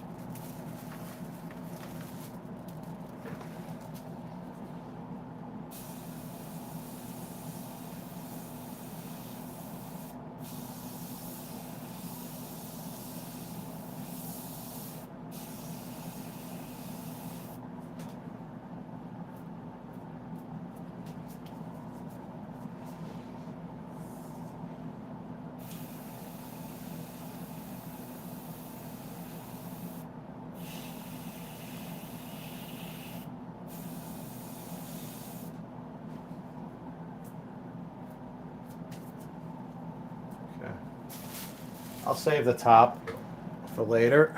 Cause you're probably not gonna be able to see that. I gotta stand up for that. So that's how he's looking so far. Still gotta get this left side here.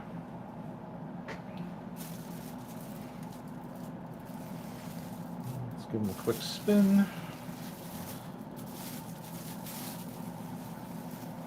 It's looking good.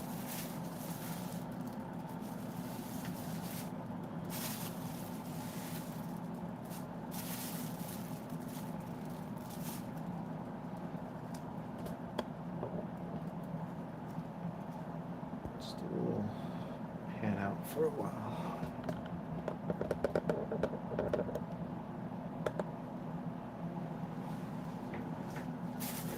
Oh, sorry.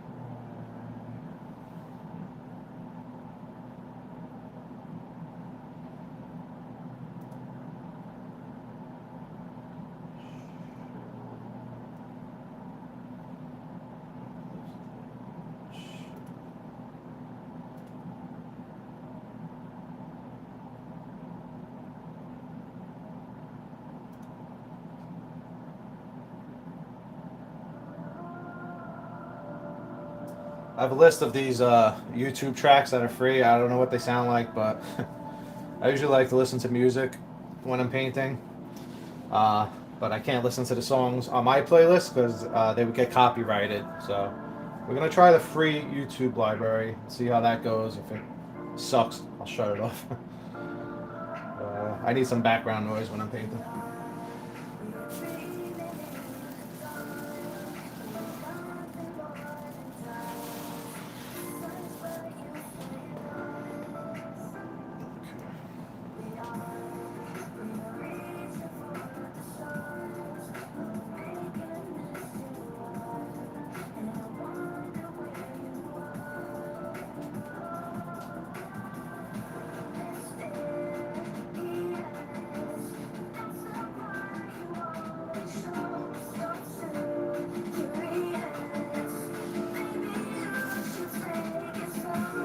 It says the songs are free. Hopefully I don't get copyrighted.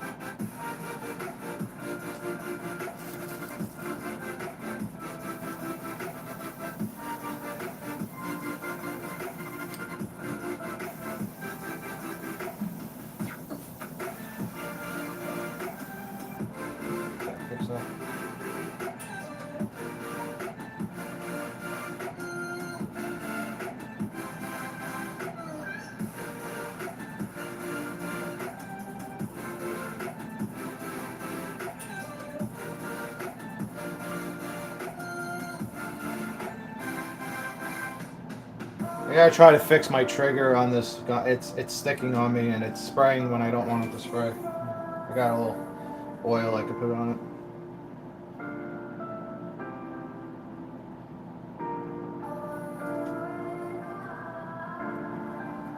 Take this apart.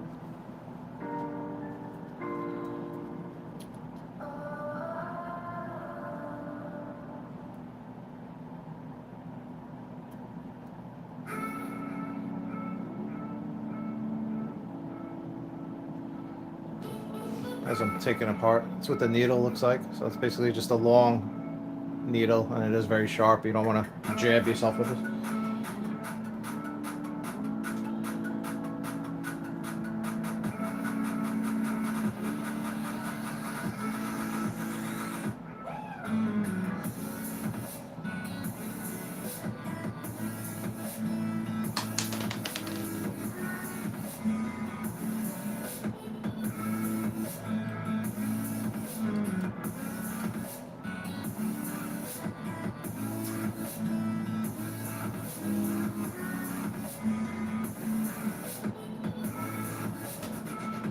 It's the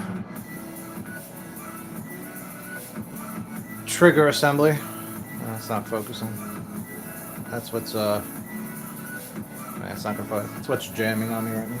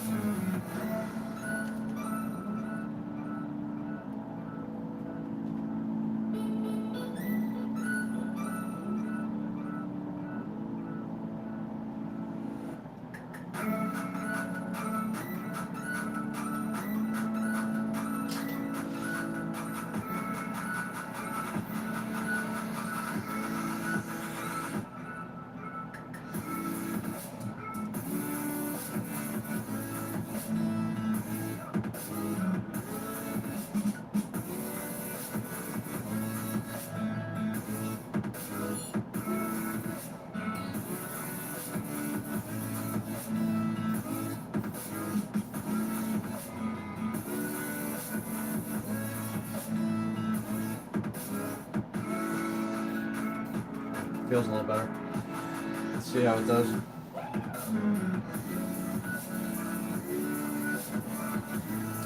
I just lubed up this gun last night too. I don't know why it's acting like that. Maybe because I'm using such a low pressure, it's not springing back as quickly. I don't know.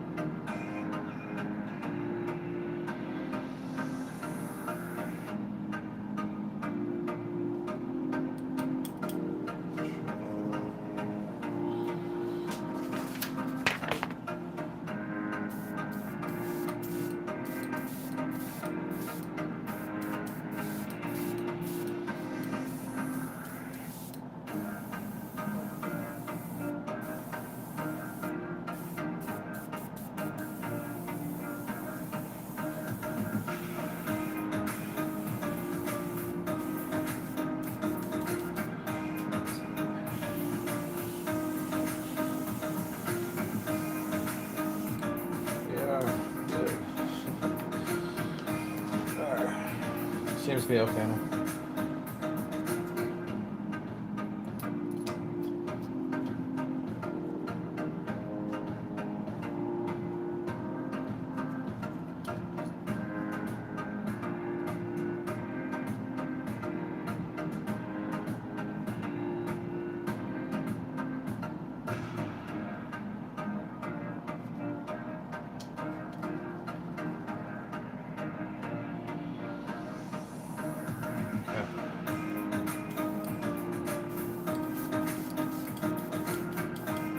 Alright, so far it's not sticking. Hopefully that fixed it.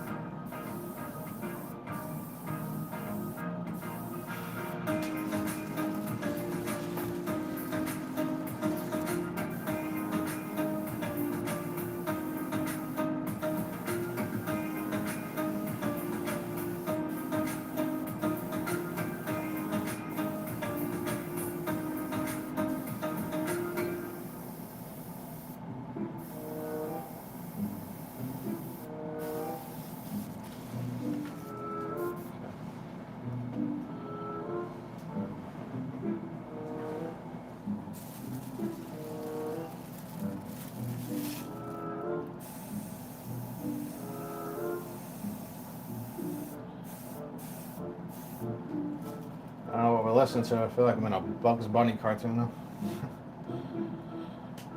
Skip this.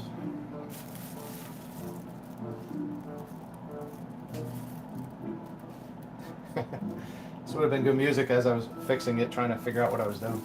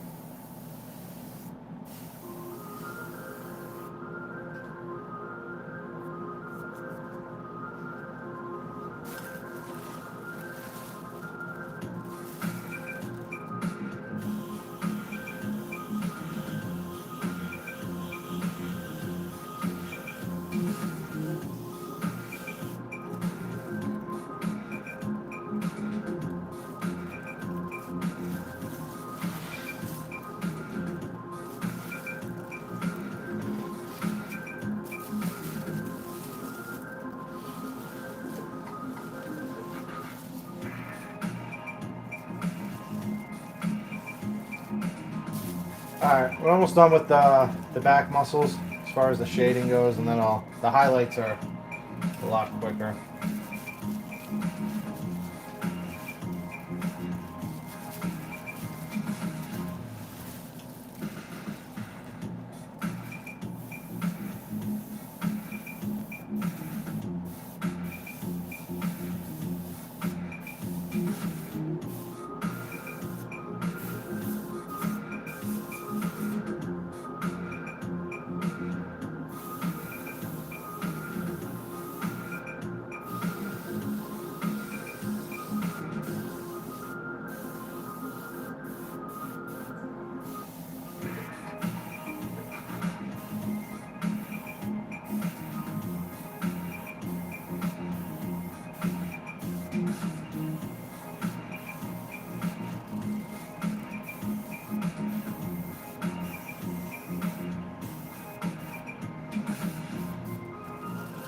I still want to go back in with some black too in certain spots.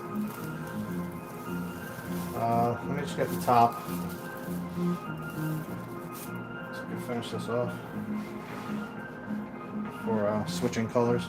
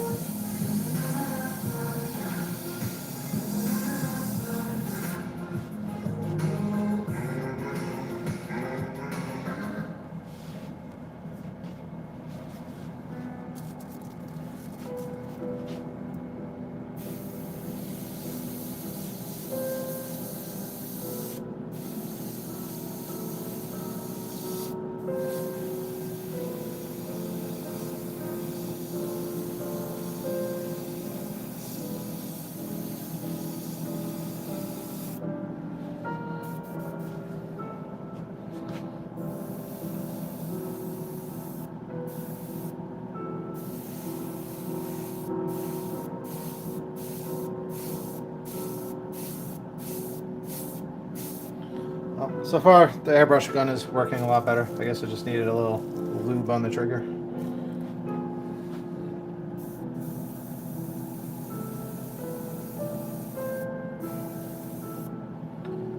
Alright.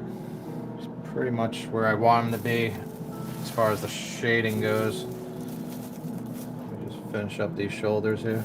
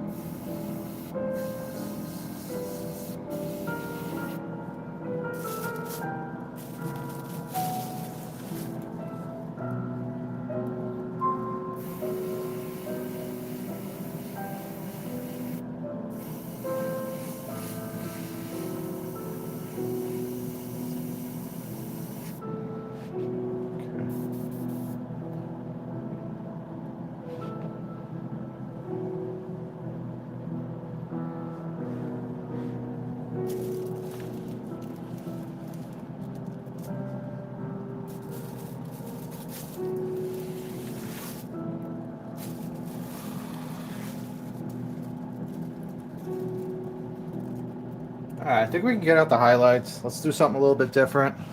Do a little bit of highlighting. Before, let's see, what do I want to do first? I should probably do the black shadows in certain spots first.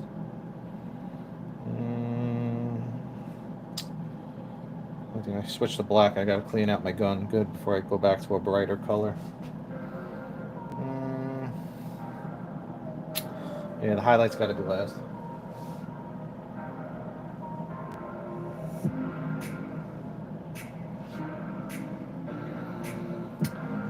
Alright, let me switch them out.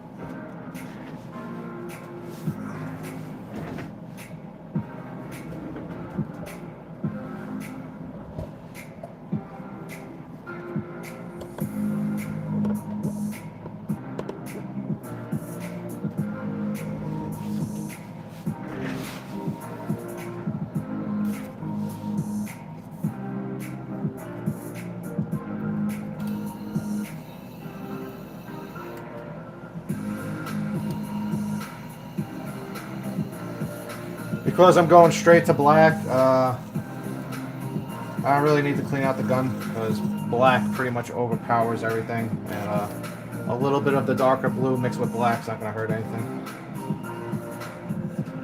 Just got to find where my black paint is.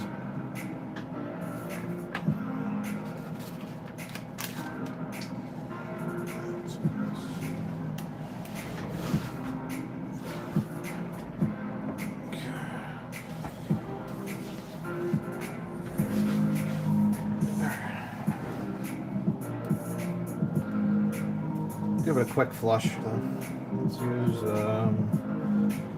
it's been a while, so let's flush it with some thinner to let that go. Do a little multitasking as that's cleaning. I could shake my ink, my paint up.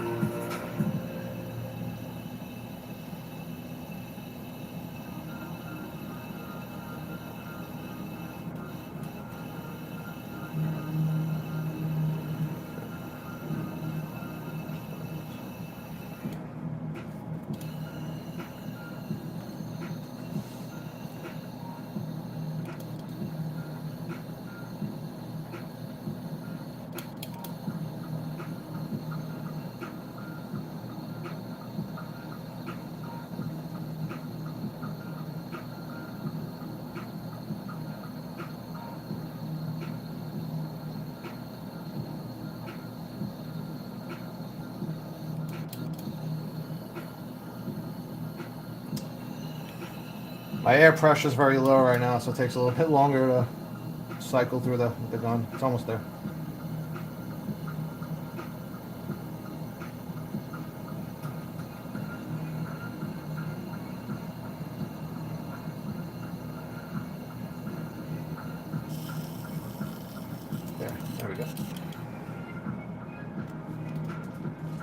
mix up.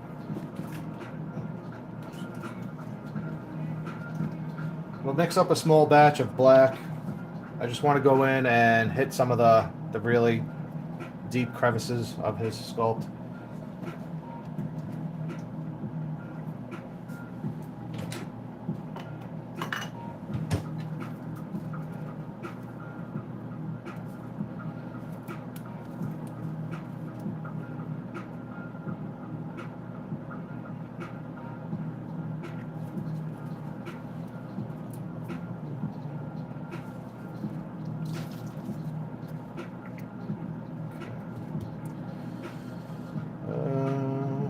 Brush to it well.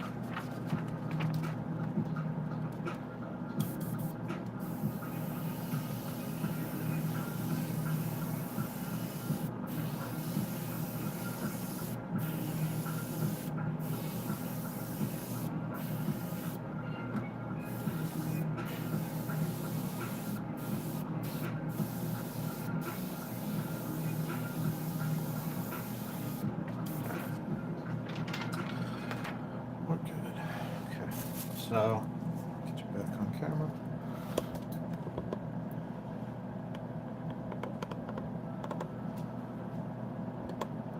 Like, right down the center of his chest and his abs.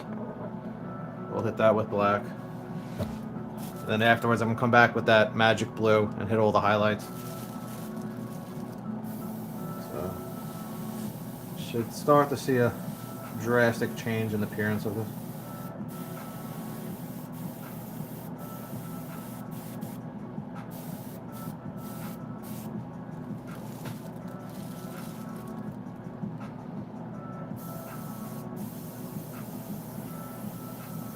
Just want to keep it really light. I don't want to go too dark.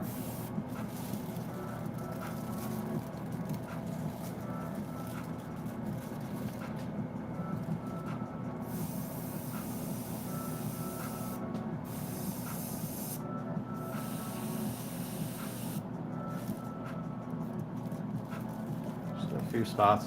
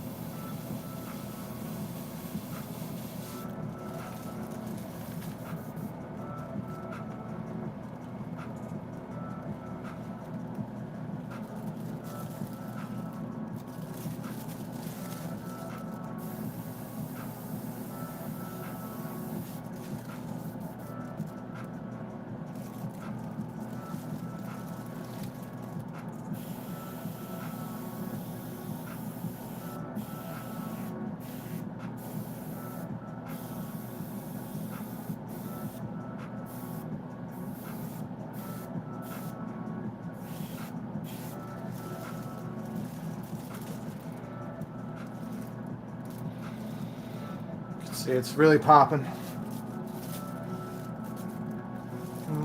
Just trying to think. Like I said, I don't want to make it overkill. Just in a few areas.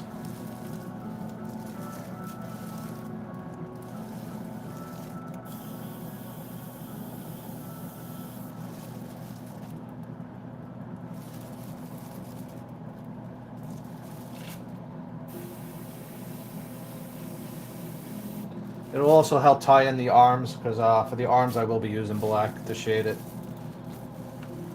So it'll be, you know, you have your black and gray, and then the black will slowly creep into his body, just in the really dark spots. But looking at him just dead on, the first thing you're going to notice is all like the purplish blue shadows. Alright, so let's hit up his back. He's got a lot of large muscles back there.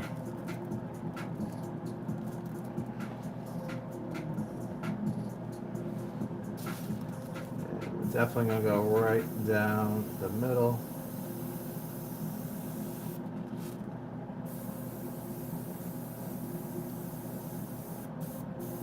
Fan it out.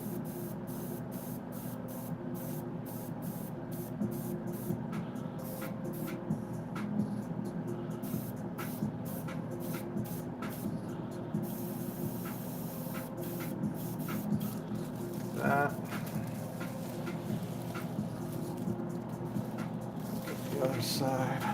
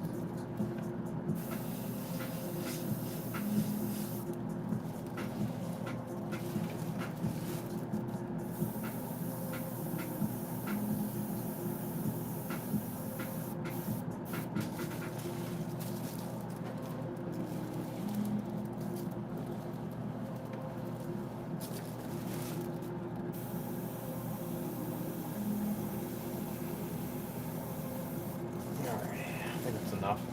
Don't want to do too many. I want to cover up all the blue. Well, I should say the purplish blue. It's looking good. Big difference. Alright.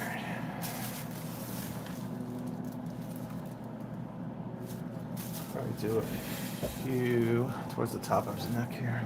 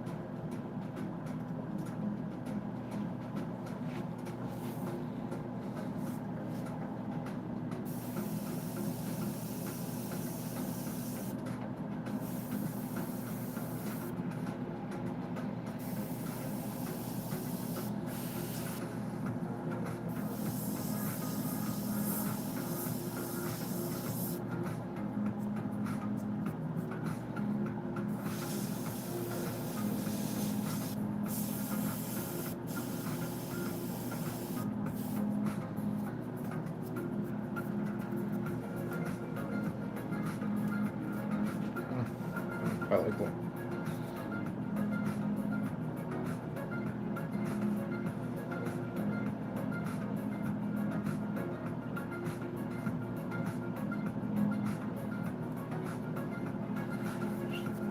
Gotta bring that down a little bit. And like it was getting a little too much, like I said. All right, let me stop there because I'm getting a little overboard with it. And let's switch up to the highlight color. Not sure how much longer. I might go like another hour. So for just the sake of the video, let me drop in the highlights on his upper half. Just so at least for the video you can see the overall effect of everything. But let's what was that? Hey, Devastator Omega, saying it's looking good. You're just in time to see the before and after, at least as far as before the highlights. So that's what we started with as far as the base coat goes. You know, just our solid blue. And then that's the after, once the ink wash went in and the shading. So we got a little bit of mixture of shading. We got a dark midnight blue, and then just in a few areas I did some black. So that's your before, and that's your after. Try to get it from a few different angles. It's where the light hits it.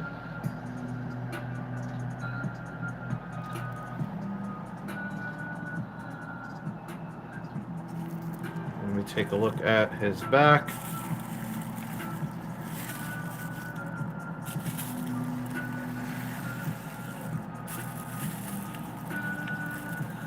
So again, that's your before. Just the base coat, magic blue. And that's your after.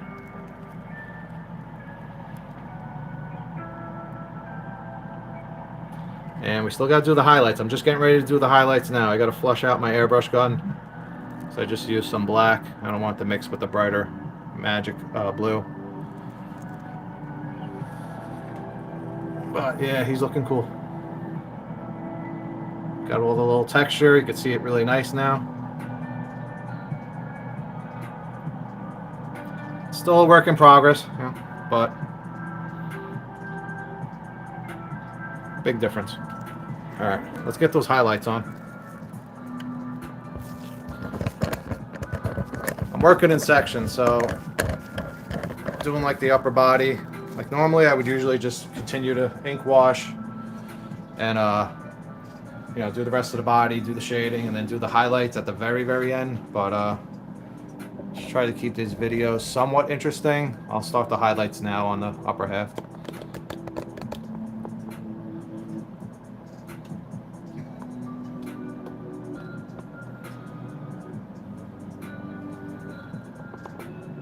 Okay. I might as well scoop you back down.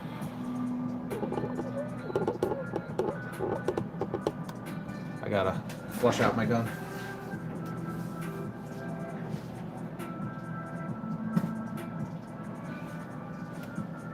There's a lot in here too. Alright. Take a look. Oh, that's too bad. Let me get my wet wipe.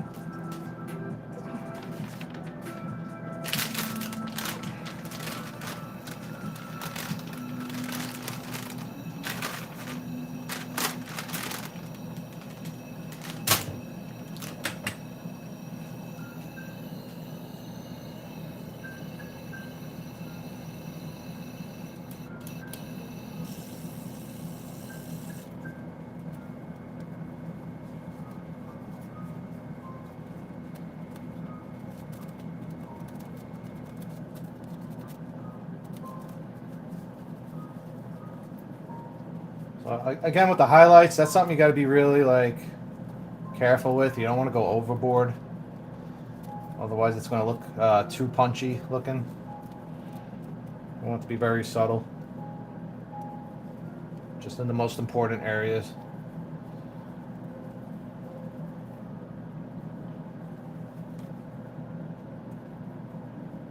Okay, flush this out now.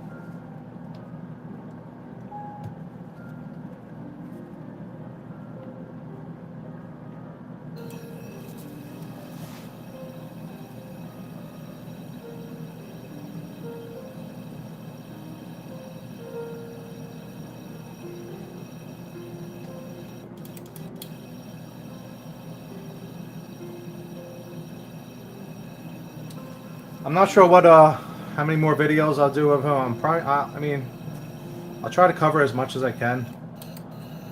I'm not really sure when the next one will be.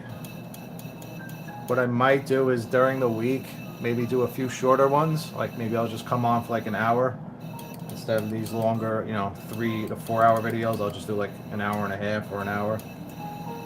So like maybe like the next video we'll just do like the loincloth. One video we'll do just the legs, you know, the boots. And then one video we'll do the gray skin tones, because the gray is really cool to watch being shadowed and highlighted.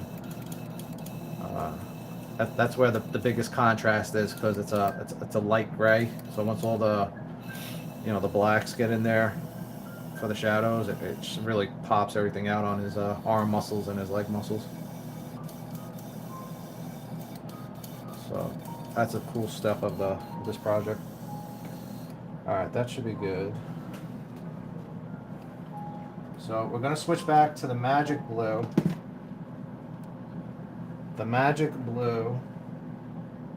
Okay, I still actually have some mixed up when I was spritzing it on the ink wash earlier. The magic blue is pretty much this color here, what we started with for the base coat. On the first one, I'm pretty sure I mixed some white into it, so I might do that again. I gotta kind of see how it goes on. Let me think. Do I want to mix a little white? I don't want it to be too bright. Maybe, you know what, in a few areas, I'll go around with the magic blue and highlight all the muscles, and then a few spots where like the light would really be hitting, like if it was a, you know, artificial light hitting him, like the traps here, I'll go in with a slightly brighter blue. I like to mix things up. I don't like to keep the colors boring where it's just like one, you know, one color for the shading, one color for the highlights. I like to kind of change the shades just a drop. It keeps it more interesting looking. So like for example with the shading on you know, his back and his chest, I did midnight blue and I did black. You know, very subtle. It's mixed in. You wouldn't even notice unless you stared at it, but from far away, it just creates a cool I guess like illusion. So let me start with the midnight blue. I mean the the magic blue. And we'll see how it looks. If it's not bright enough, I'll throw some white in there. Mix it up a little bit.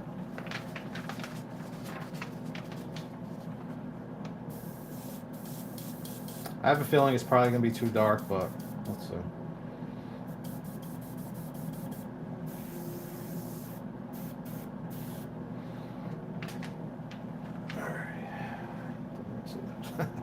Just drew a little picture. I thought it was on camera. Alright. Where do we want to start? Because I want to test this kind of like in an inconspicuous space. I guess we'll do the trap. Just see how it looks. Actually, I already sprayed it. Right. Okay, so that's how it's looking. On camera, it's very vibrant anyway, so you might not see it. All right, so it's looking very similar. I am going to mix some white into the mix. So, taking my pre-existing cup of magic blue, I'm just dropping in a splash of white paint. Or I could probably drop in some of the sky gray, what I used for, I think that's what I did the first time around. I'm going to drop in some of the sky gray that I used for his arms, because his arms almost are like a whitish gray. Because like I said, I plan to still ink wash them, which will darken that down to like a medium gray. So that should be enough to add instead of using like a bright white color. So I'm just going to drop. I'm going to start off slow. I'm just going to drop like one drop. I don't have much in the cup. It's like a tenth of the way full. This one's already dropping, so we'll just drop one more. We'll see how that looks. If I need to add more, if I want it brighter, we'll brighten it up again.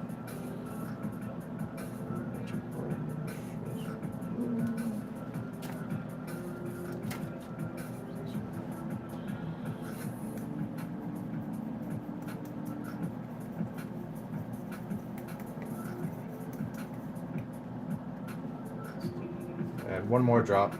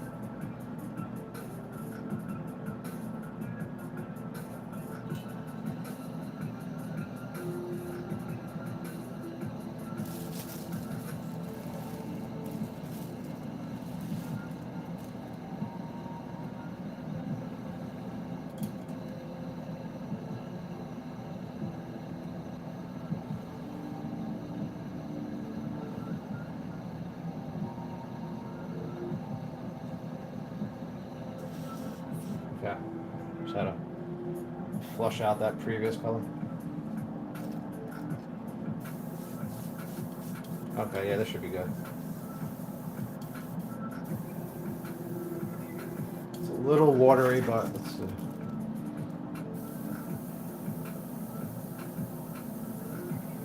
Go really slow.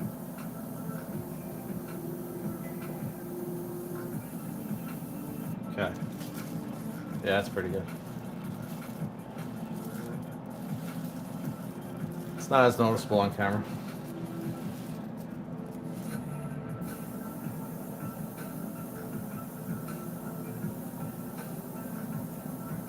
It's also going to dry a little darker. I'm trying to think if I want it a shade brighter or not. Let's see. I'd ask your guys' opinion, but I don't think it's showing true to what it looks like in person.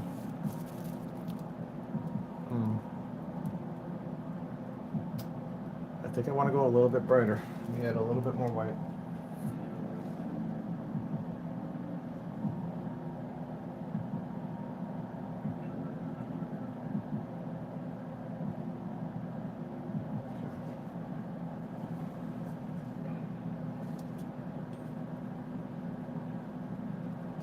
It's also going to dry darker, so. Oh shit, I keep splashing paint on me.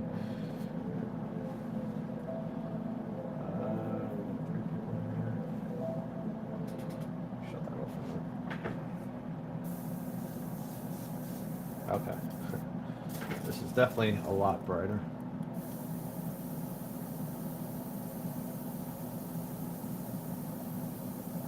There we go. Okay, yeah. Even on camera, you can see it now. All right. We'll go with this.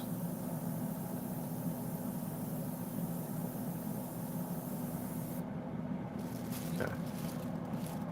So, yeah, you can see it on camera now. So I just hit those two spots right there. It's looking good. All right, so I want to be, like I said, very subtle with this. I don't want to go overboard with it. It'd be cool, but I don't want it to look too cartoony. So we definitely want up here. I'm going to stand up for this because I got to hit it from above.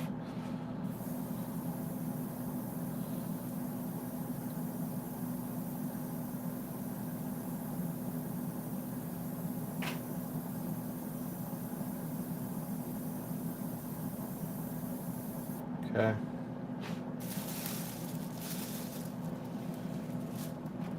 Same thing, we want to hit his other shoulder trap.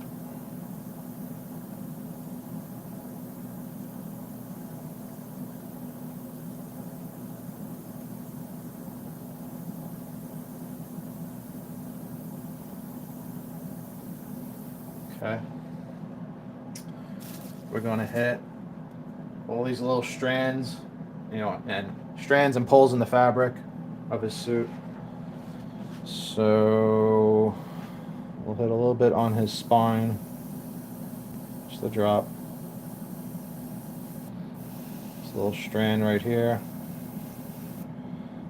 little strand right there.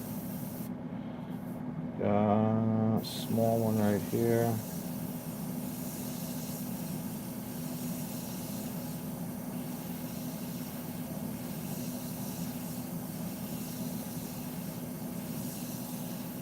Okay. It's looking good.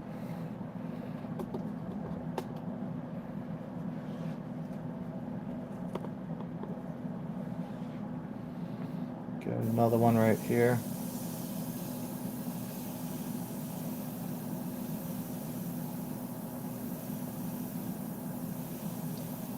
It's probably good that I did this in steps, like instead of just going through it and continuing the ink wash, because it allows me to see how much of the ink wash is getting covered. This way I know as I work my way down how much time I need to spend on the ink wash, how much of it's actually getting seen or covered up by the shades, the shading and the highlighting. It's a slight strand right here that's coming off the larger muscle. So just a little bit, nothing crazy. Same thing on this side, is a slight strand. If anybody knows proper anatomy and knows the names of the muscle strands, let me know. I'll call them something else. So we got a highlight that needs to go right here. Let's see, I just want to make sure I got everything up here before I sit down. A few more on his neck.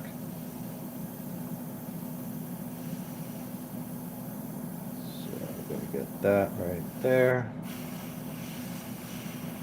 That one right there. This one right there. Okay. Starting to see it now. Alright. Where else do we want to go? Bunch of smaller ones here.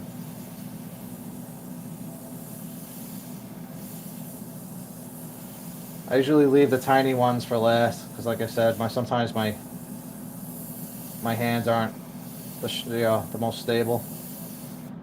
So when I'm feeling most confident is when I'll do this smaller stuff like this.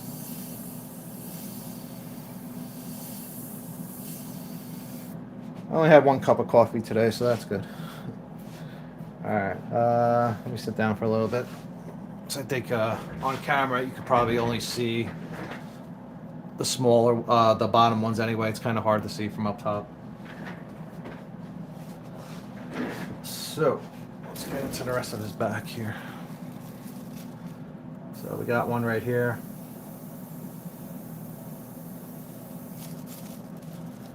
Let's see, I want to go overboard. Right here it sticks out, but not a lot, so I'm just going to hit it very lightly. I don't want to cover up all the weathering I did. But at the end I will go back and do a little bit more weathering with the ink wash. There's one right here. Shooting vertically. A very small one, which is more of a pull in the fabric right there. Okay. Should I come in closer or is that good? Let me see. I think that's a good angle, right? Yeah, that's good. All right, let's see. I don't want to go too much in here because I want to keep this darker. I'll hit this spot just a little bit. Right there. Nothing crazy. Alright, definitely hit this. This sticks up a little bit more. Same with here. Okay. Definitely this spot.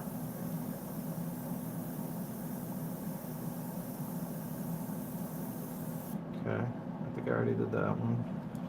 There's a little fold in the fabric right here.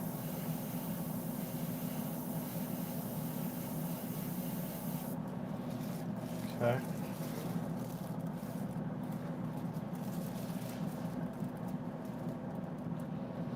And then we have a few folds in the fabric down there. And that's probably about it for his back. Another big muscle right here. like that.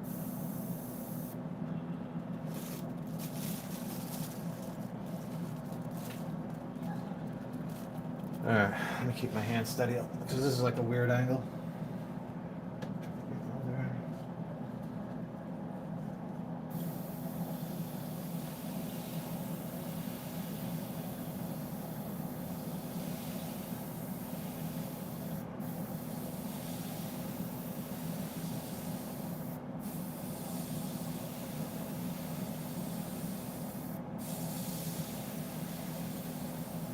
Okay, perfect. Nailed it. Alright. Let's see.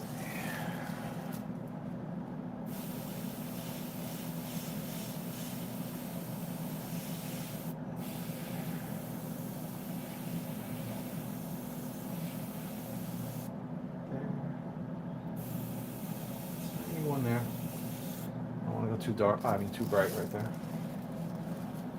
Tiny one right here. Just a little bit. Okay. It's looking cool. Let's get the one right there.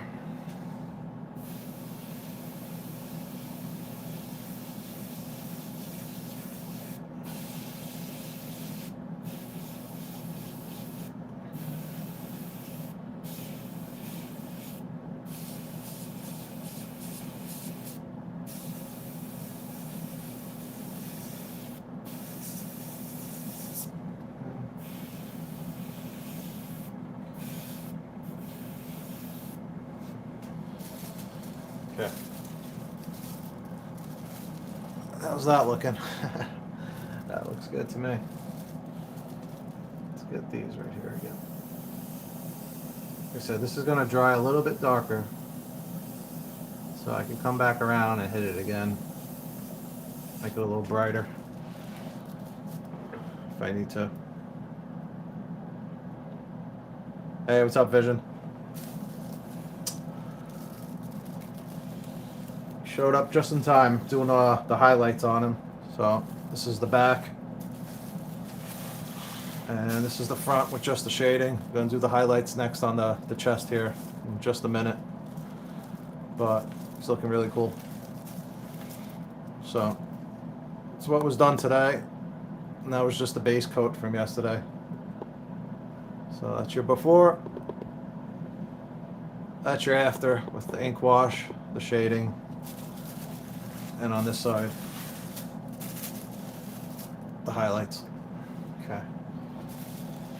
Trying to see if I want to get any more spots.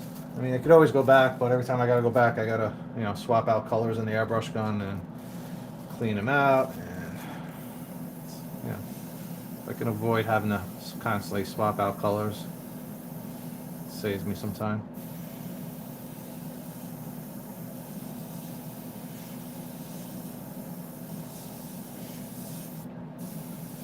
There. Okay. There we go. Alright, let me just do a double check on the back. I want to hit that. Let's see.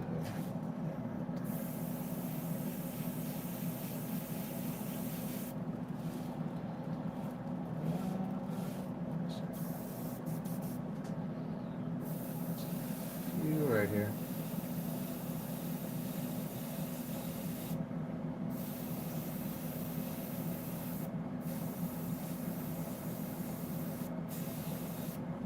I only want the most noticeable ones, the brightest. I don't want everything too bright. Keep it a little natural looking. Let the the lights from the natural environment around him play a part in the shading and the highlighting as well. All right, let's do the chest. The chest is going to be really cool because he has a lot of muscles on his chest too. I think we're still at a good angle. All right, so I'm definitely going to hit his pecs. I'm definitely going to hit his abs. We'll hit all these striations throughout his chest. This guy's pretty ripped up. He's got muscles everywhere. on the sides here. A couple of folds going across. So let's start with the chest. The chest is a little interesting because it can go very overboard. I remember when I did the first one of these, you know, normally I would just hit the most highlighted area, which would be, you know, the center of the pec, or maybe like, you know, whatever's sticking out the furthest. But because he has all these striations going through his chest, the same thing as I was explaining with the shadows, if you go overboard, he's going to start looking like a zebra or a tiger with stripes everywhere. So I got to be careful not to go too overboard.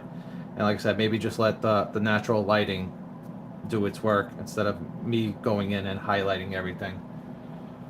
So just got to be careful on the chest. The abs are fine. The chest has all these strands. I got to be careful it doesn't start to look like a striped mess. So maybe we should do the stripes first, actually. So I could hit them really slow. There's one right there. There's one right there. There's one right here. There's one right there.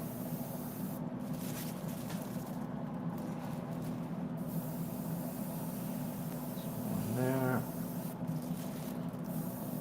Come a little bit here, the larger circle.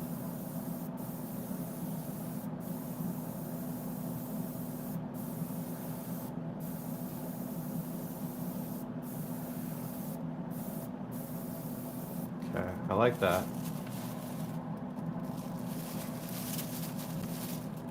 Come on this side a little bit.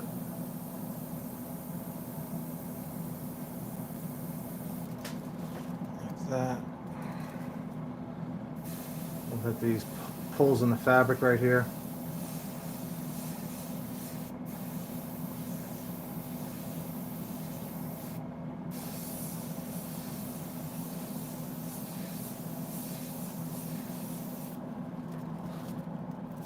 Like that.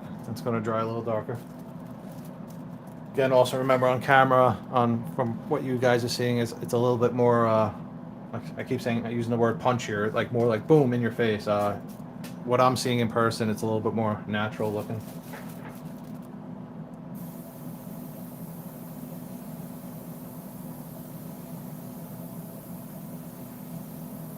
It's got one right there. It's got one right in the middle.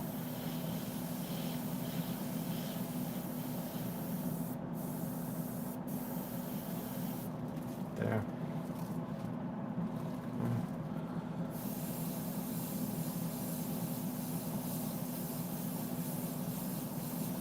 It's got one right there.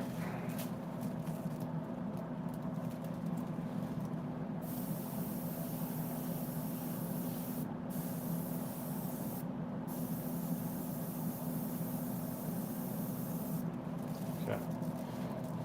So far, so good. Get the ones from the top here.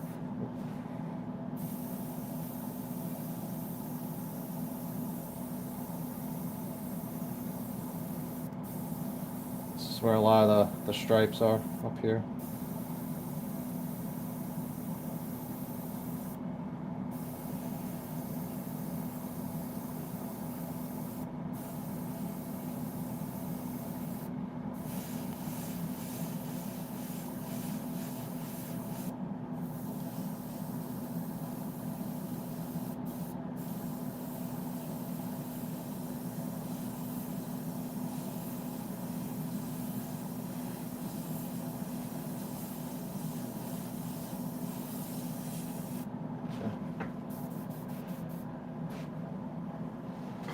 Alright, I'll finish up the top area in a bit. Let me get back to the lower section so you can see it, doing like the abs and stuff. Alright, so we're gonna hit the ab right here.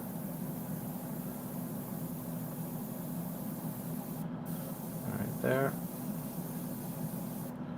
Right here. Right there. Little hole in the fabric right there. I'll hit that.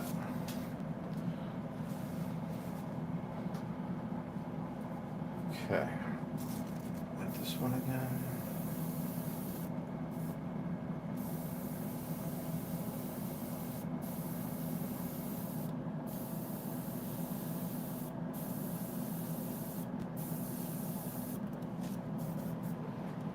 Okay.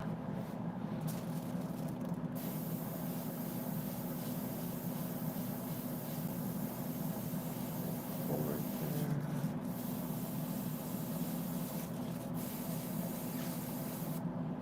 We're almost out of paint.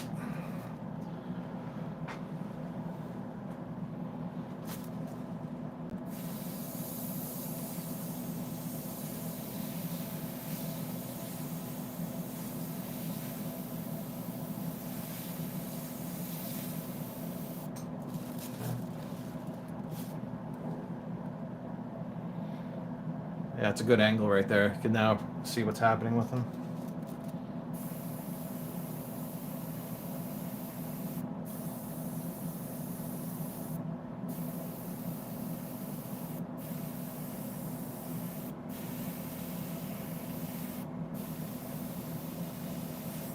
Okay. I notice I like to say okay after each highlight. It reassures myself that I'm doing okay. Alright. Let's hit this one.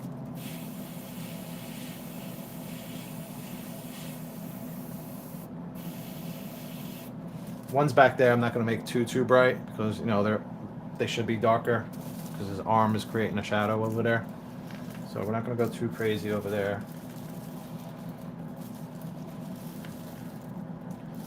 And we'll start getting focused on this area right here. But you can see the before and after with the highlights from that. That's just shadows. And that's your highlights. Again, with the camera, it's a little bit harder to pick up. It's saturating all of my colors on camera.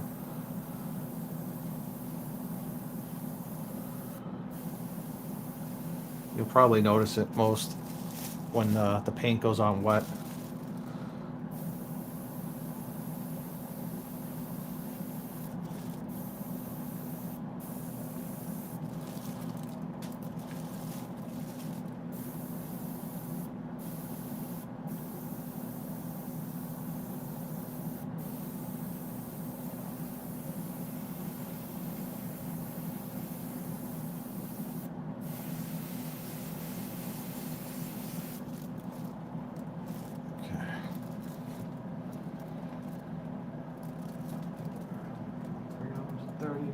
Times 2. I'm gonna stop soon. I'll finish up the chest here and the neck. The neck's gonna be really cool.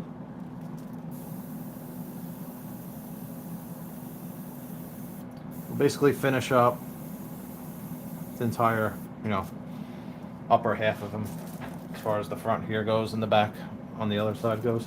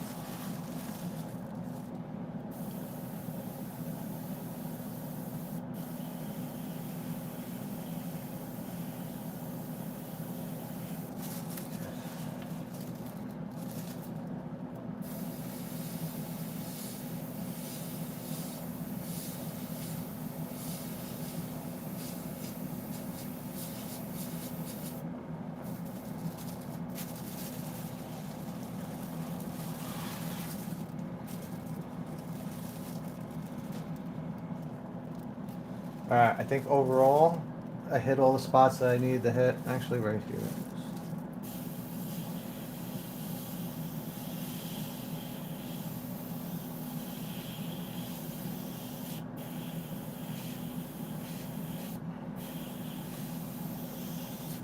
Okay.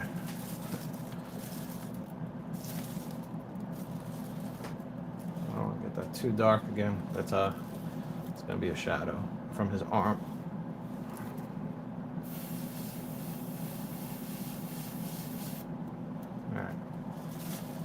All right. Did I get over here?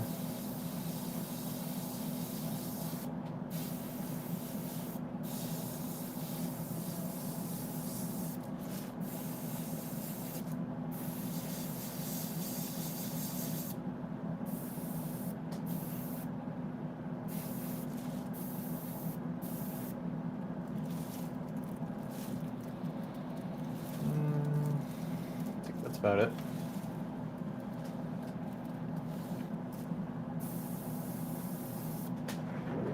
If I catch something I missed, I'll have to just go back to it. All right. Can I get this any higher in the air? Let's see. Just want to show you guys the neck. We'll go super zoom for the neck.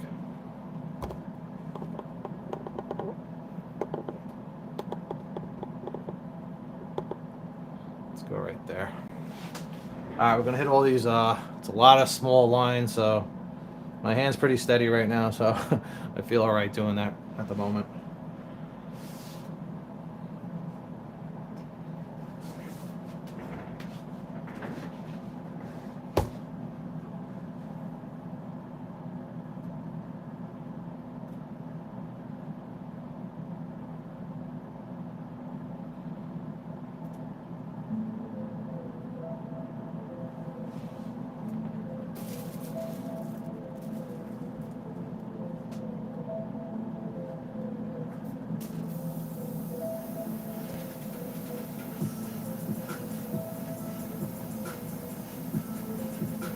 Definitely gotta hit that right there.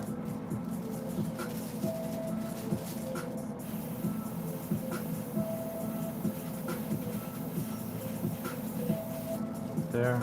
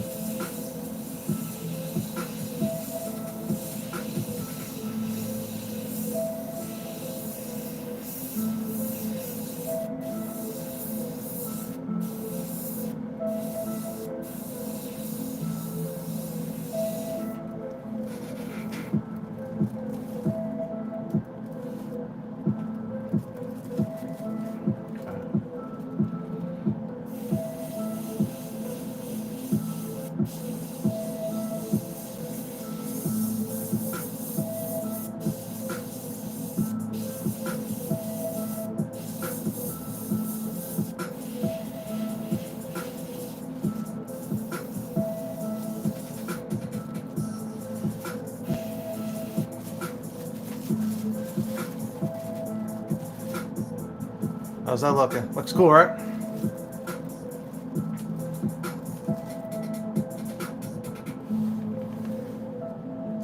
It'll dry up a little darker.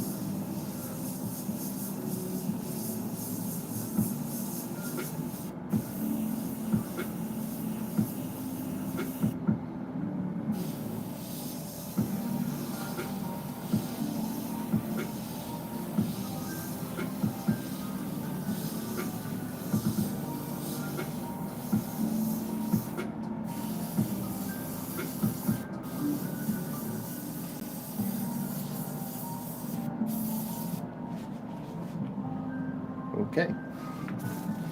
Just going back a little bit one more time and hitting some of these spots a little brighter.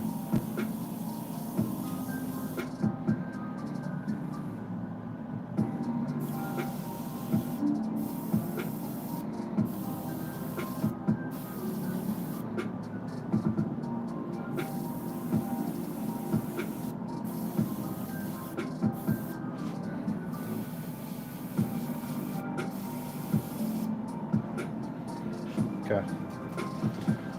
And that is the final okay for his front. Let me zoom out.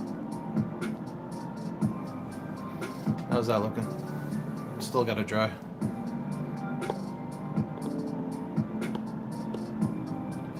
Big difference.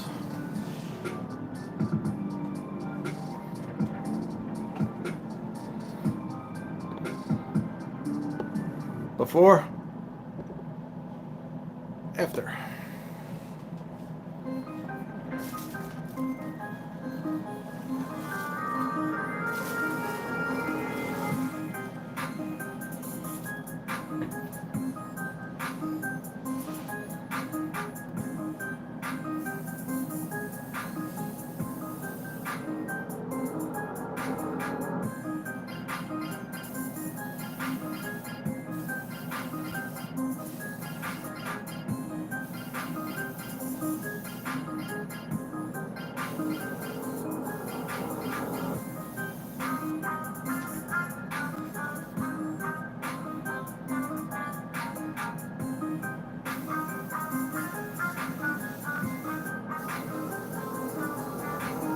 Alright. I don't want to go overboard. Let that dry, see how it looks tomorrow. Let me take you guys remote one last time.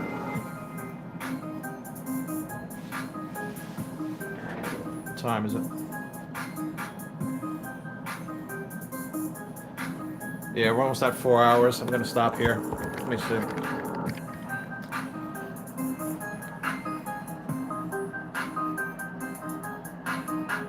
So.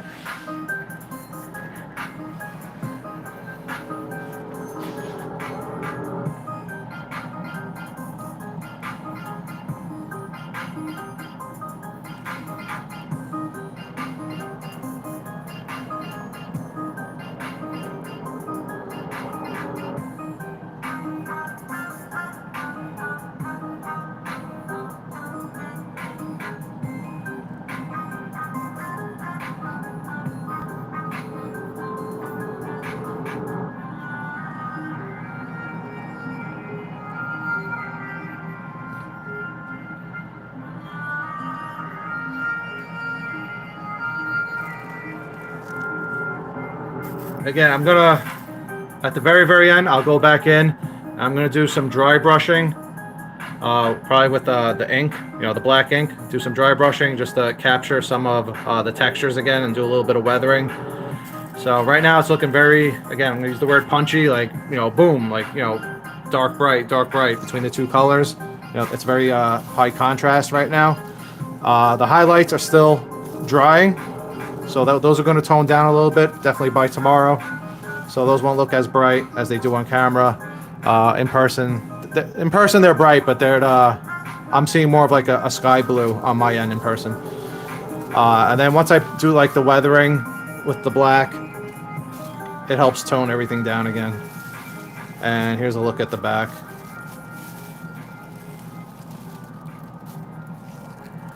So it's the full view where it started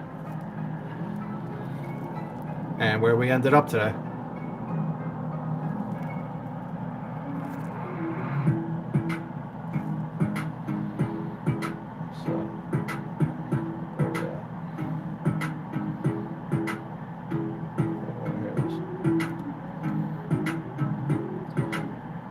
Let's go out on a better song than that, right?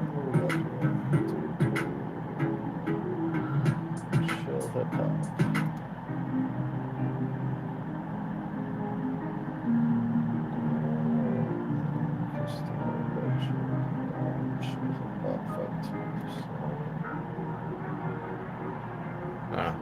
Either way.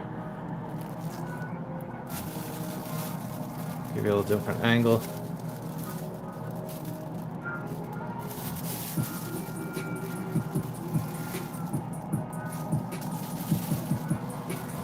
Up top view.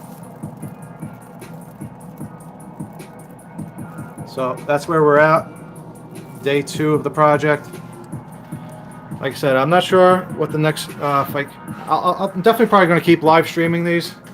So it's a lot easier. I don't have to edit the video. I mean, if you want to watch the whole process, you can watch the whole process. If you don't want to watch the whole process, you can just skip through it or fast forward it. Or like I said, in every video, check out my other video. I already painted one of these once before.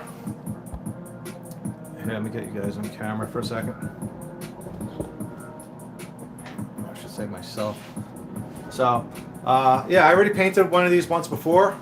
So if you want to check out my other video, it's already on the channel from like 4 months ago. You see the before and after. It's like a 15 to 20 minute video. It highlights all of the steps that I did very quickly. It just goes really quick through the ink wash, really quick through, you know, shading, the highlighting, everything that was done to them, the portraits. Pretty much doing the same thing on this one that I did to the other one. There might be a few subtle differences on this one as far as like the weathering goes, but for the most part, what I did to the old one is being done to this one. So if you want to check out the results, check out my Instagram. You can check out my Facebook. It's All Things Art on those two social media links, channels, whatever you want to call them. And again, I'll be back doing a live stream probably throughout the week, but I'm not going to make them longer videos. I'll probably do like an hour video here and there until maybe I get like another weekend where I can spend time and do a few hours longer. With the holidays coming up, it's with my family and not, you know, spend my Saturdays and Sundays painting. So he'll definitely most likely be done before, you know, the new year, you know, Christmas time. I'm going to try to finish them up and hopefully show you guys the end result if you want to see the end result on this one, because I think we got a few things are going to be different. I'm going to do different weathering as far as like the dirt effects go. I'm going to use a little bit more different browns to do the weathering in certain areas, make his skin look a little bit more ashy looking. I think we're going to work on the base, fix up the base a little bit more. And yeah, overall, I'll try to like stream up as much of it as I can, you know, to where it looks okay on camera. So thanks for watching, spending time with me. If I don't see you till next year, enjoy the holidays, whatever holiday you celebrate out there. And again, thanks for spending time with me today, and I'll see you in the next video. Take care.